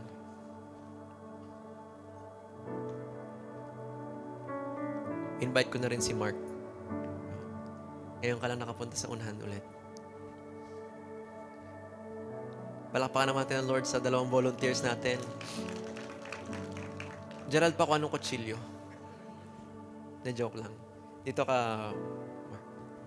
So, halimbawa, si Jesus, ginamit ng Panginoon. Sige, pwede ka mag-cross. Dati, hiwalay tayo sa Diyos. Pero sabi ng Panginoon, I am the way, the truth, and the life. No one comes to the Father except through me. So dahil sa Panginoong Jesus, nagkaroon tayo ng daan na makasama ang Panginoon ulit. Anong tawag dyan? Nireconcile tayo. Yung sa verse, di ba? Christ reconciled us. So ngayon, sige, okay na. Dahil kasama ko si Jesus, akbayan mo din ako. Kahit may mga pagsubok sa buhay, sige, lakad tayo. Kahit pumunta man ako, sabi ni David, even though I walk in the valley of shadow of death, I will fear no evil. For you are with me. Kahit may pagsubok, kahit di ko alam yung mangyayari, pero as long as kasama ko ang Panginoon, alam ko, sigurado ako, kasama ko tatay ko eh. Alam ko, sagot ako. Sino itong mga anak, pagkasama mo yung tatay mo, alam mo, sagot ka niya. Di ba? Lalo na pag bibili ng Coke o bibili sa tindahan. Bakit? Kilala mo kung sino kasama mo. Pero sabi niya, wag lang tayong dalawa. Binigyan kita ng ministry. Hindi lang kita pagpapalain, kundi I want you to become Ministry of Reconciliation. Sabi ko, yun. Hindi ka pa niya kilala. Kasi, namin niyang pera, gwapo, matipuno, pero mabait, pero hindi ka pa niya kilala, Lord. Sabi ng Lord, sige, puntahan natin. Ang Ministry of Reconciliation, ipapakilala ko siya. With my friend Jesus, namatay siya para sa'yo. Diba? Alam kong lost ka, alam ko marami ka pinagdaanan, pero alam mo, nung nakilala ko to, ibang klase. Karoon ako ng asawa. Karoon ako ng anak. Pero hindi lang doon, niligtas niya ako. Sabi ni Marlui, yes, I accept. Yes, Father. So, ano pa? Hindi lang kami. Marami pa. Siya nawala, marami pang kailangang dalhin ng Panginoon sa atin. Pag tinignan mo, kasi pag in-imagine mo si Lord na parang religion, parang nakakahiya, pero pag in-imagine mo siyang bilang kaibigan, bilang anak, hindi pala anak, bilang tatay, kailangan natin na maipakilala pa si Lord. And Christmas is the perfect time na i-reconcile natin ang maraming tao para sa Kanya. Sino ang gustong sumama sa Ministry of Reconciliation? Sige, palakpakan din natin si Kuya Mark saka si Kuya Louie. At dahil kasama mo si Jesus, sa paggagawa mo noon, kahit may pangangailangan ka, siya bahala mag-provide sa'yo. Sabi ni Pablo, and my God shall supply all my needs according to His riches in glory. Sino dito gustong i-receive yung miracle ng gospel ngayon? Sino dito gustong i-redeem siya ng Panginoon? Sino dito gusto niya ma-renew siya ng Panginoon? At ma-restore tayo sa Ministry of Reconciliation. Pwede bang tumayo po tayong lahat ngayon? Let me pray for every one of us. Kung tumanggap ka na sa Panginoon nung first Sunday, hindi mo na kailangan tumanggap ulit. Sure ka na eh. Sino dito, sure ka nang tinanggap mo na si Lord sa buhay mo? So kung sigurado ka, nung time na yon at alam mo si Jesus na nabubuhay sa'yo, hindi every time na nagpapaanyaya ako manalangin dito sa unahan, kailangan mo sumabay. Unless sinasabi ko na sumabay ka para hindi ma-awkwardan yung iba for the sake of our brothers and sisters na tatanggap ngayon. Tandaan mo yung spiritual birthday mo kasi isang beses mo lang pwedeng tanggapin ng Panginoon. That's enough. Lord, nagkamali ako. Lord, ganito ako. Hindi, nirestore ka pa ng Panginoon. May naayos pa ang Lord sa'yo. Pero hindi ibig sabihin na hindi ka na anak. Parang mga magulang na naandito, kahit lumalaki yung anak natin na may mga nakikita kang flaw, pero hindi nawawala doon yung pagkaanak. As long as umuwi sa bahay. And lahat tayo umuwi tayo sa bahay ng Panginoon nung first Sunday. Kung meron dito second or third na hindi pa, o first time mo ngayon, I invite you to a prayer to accept Jesus as your personal Lord and Savior. Because to everyone who believes, sabi, di ba, ito yung power of God. So everyone will be saved when everyone believes. Sabi sa John 3:16, for God so loved the world that He gave His only begotten Son, that whosoever believe in Him will not perish but will have eternal life or everlasting life. So, with all our heart ngayon, tawag tayo sa Panginoon. Kung meron man na first time mo, second time mo ngayon at hindi ka pa sure, tanggapin mo ang Panginoon ngayon. He is wide open para sa atin. His arms are wide open para sa atin. Everyone who believes. At kung ikaw naman tumanggap na nung first Sunday, yun na yung spiritual birthday mo, no need. Sasabayan na lang natin sila para as one family, mag-build tayo ng atmosphere of faith. Kasi sino dito excited? Maraming uuwi na naman ngayon sa bahay ng Ama. So kung manalangin ka ngayon, sabayan na lang natin sila para lumakas ang loob nila na we're in this as one family.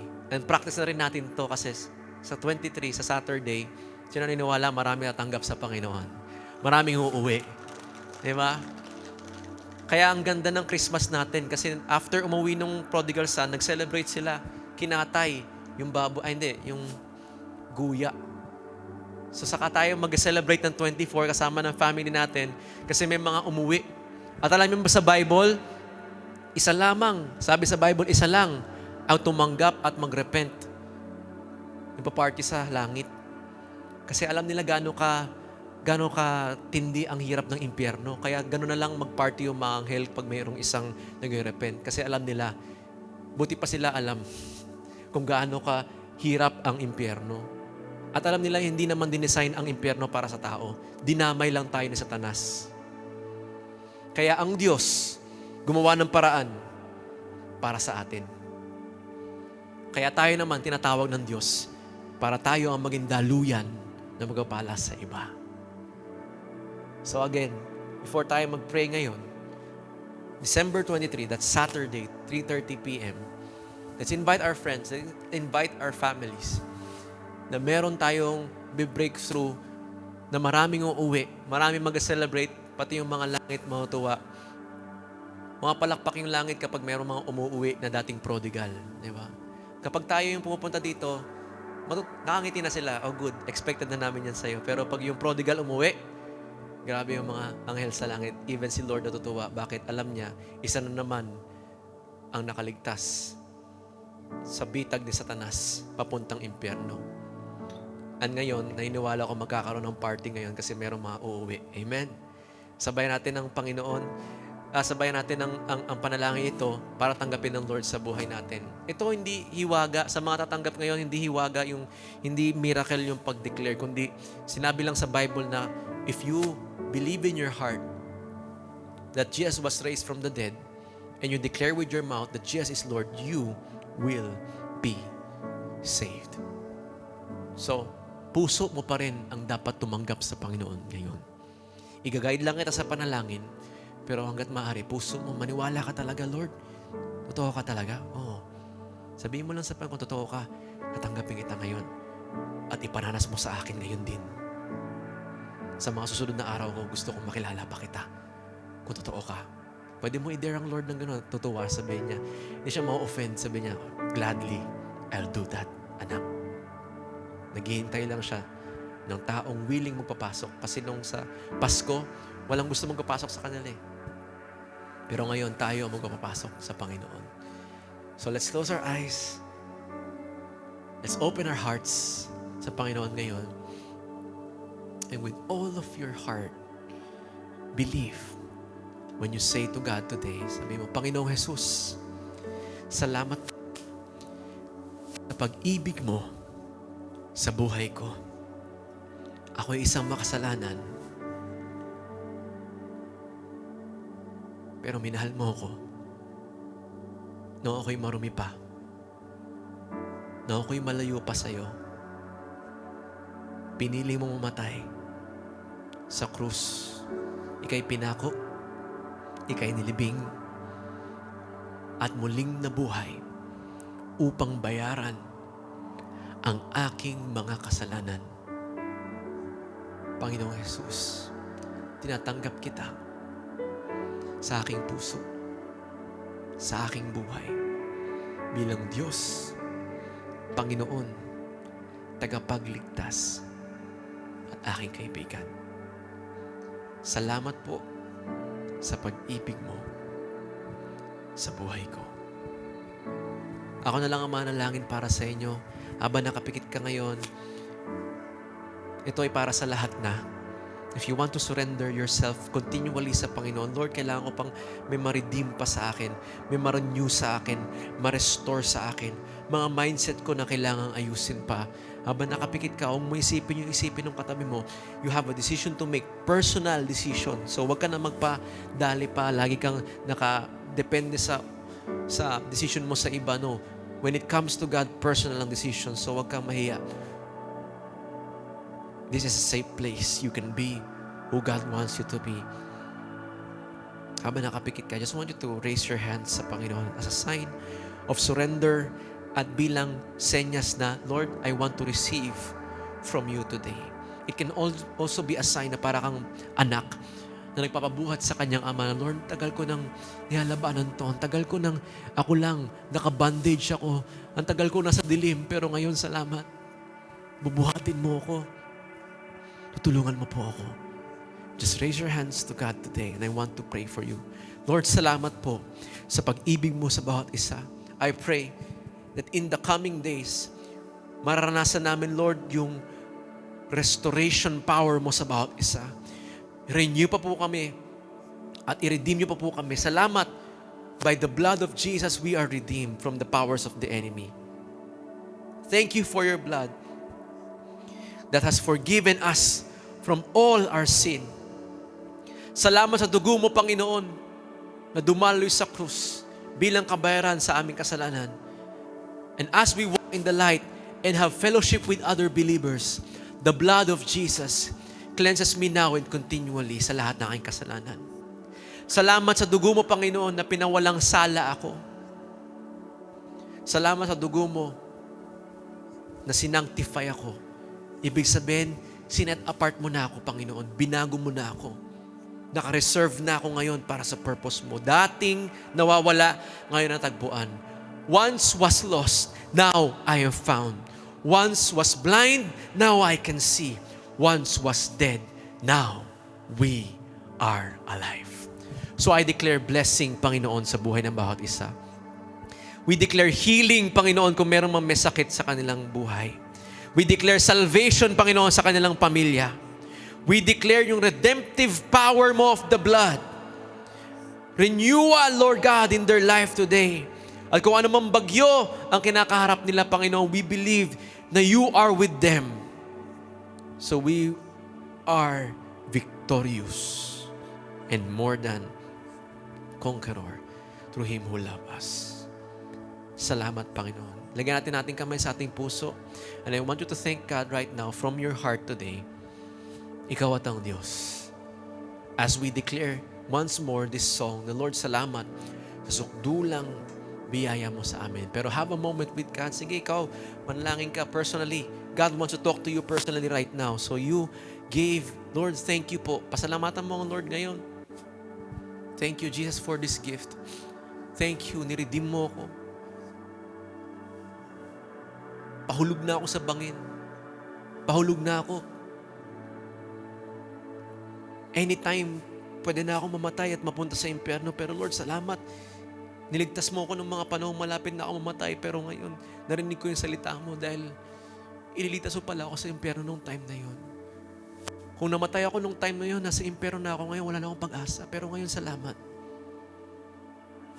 Nakilala kita nung may oras pa. Thank you, Lord. Sukdulang biyaya mo po sa amin. Just stay in the presence of God. Talk to God ngayon. Thank you, Jesus. Let's have a moment with God today.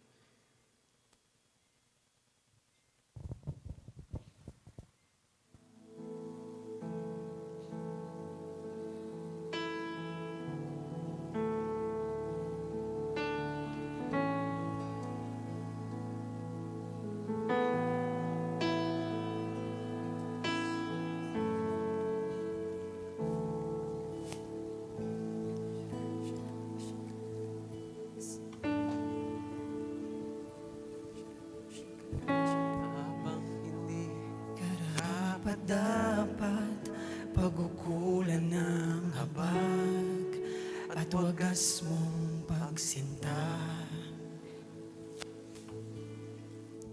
Habang walang kakayanan, nasuklian ka na mabuti sa lahat mong ginawa.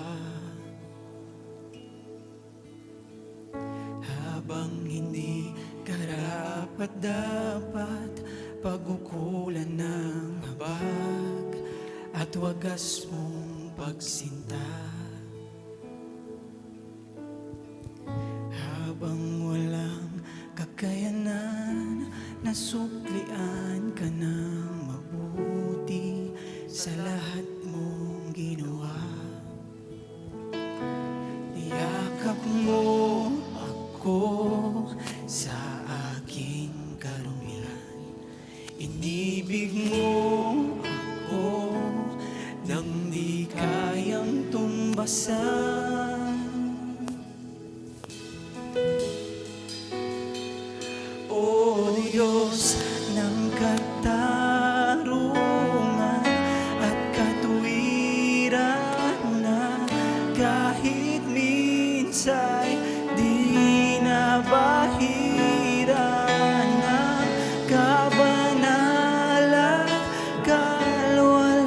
Salamat, Panginoon. Salamat sa pulang biyaya mo.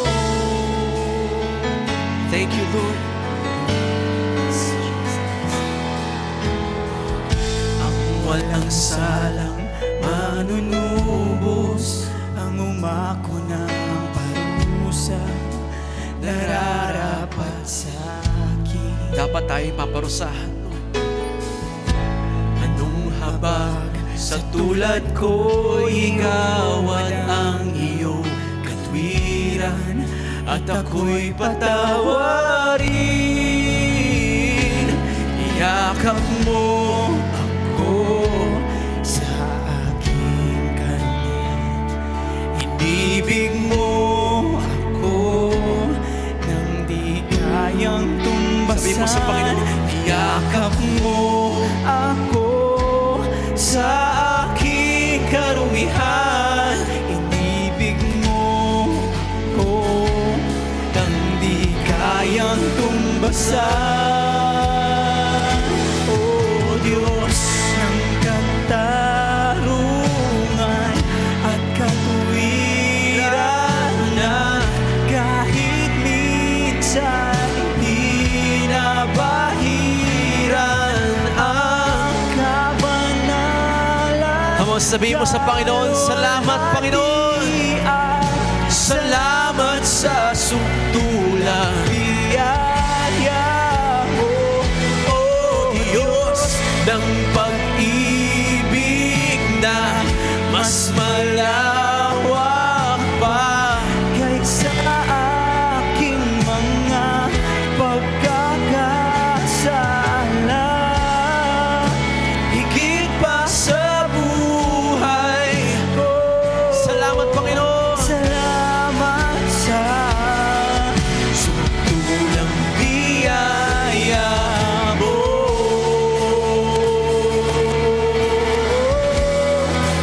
Oh, salamat.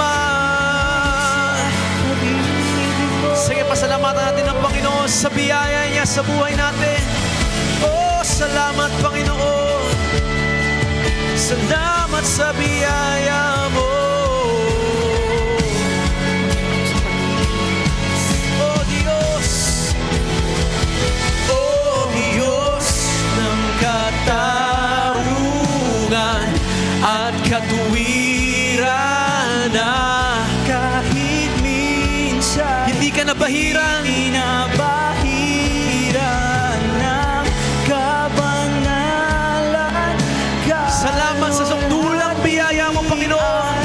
Salamat sa sukdulang biyaya mo, O Diyos ng pag-ibig na mas malawak pa kaysa aking mga pagkakasala. Higit pa sa buhay ko. Yes. Salamat sa sukdulang biyaya mo. Yes, Lord. Oh, pinupuri ka namin. Salamat sa sukdulang biyaya mo. Itaas natin ang Panginoon ngayon. Say hallelujah!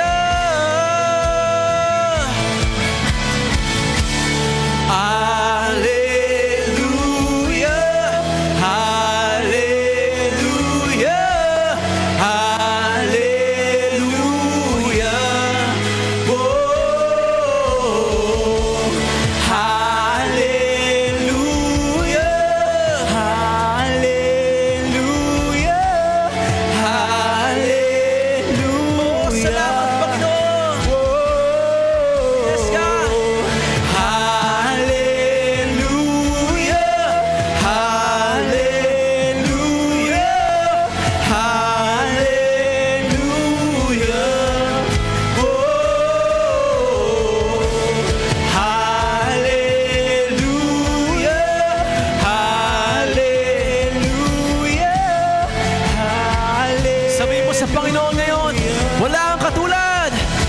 Wala kang katulad, wala nang hihigit sa'yo. Wala kang katulad,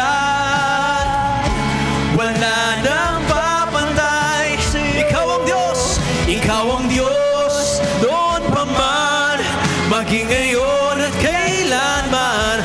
Sa habang panahon, wala kang Katulad. wala kang katulad. Wala kang katulad.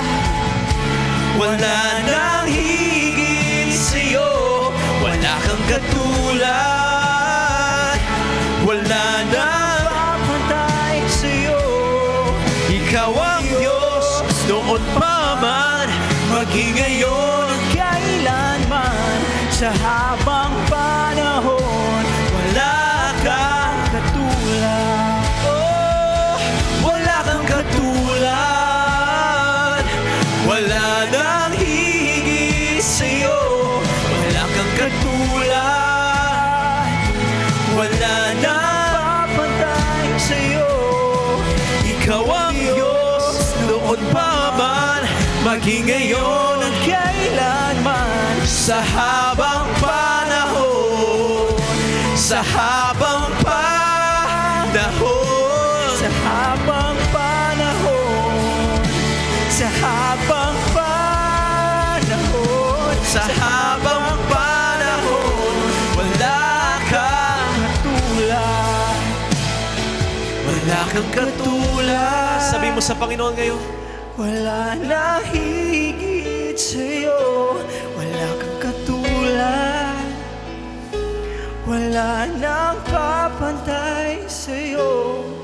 Ikaw ang Diyos, noon pa man, maging ngayon at kailanman. Sa habang panahon, sa habang panahon, sa habang panahon, yes God, sa habang panahon, sa habang panahon, wala kang katulad. ibigay mo yun the best na palakpak sa Panginoon ngayon.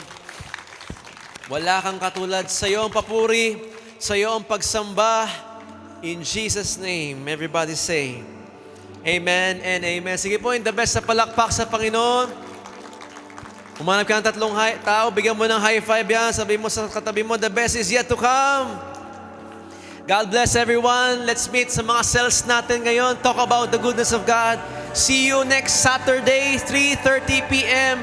for our Christmas cell celebration. God bless everyone.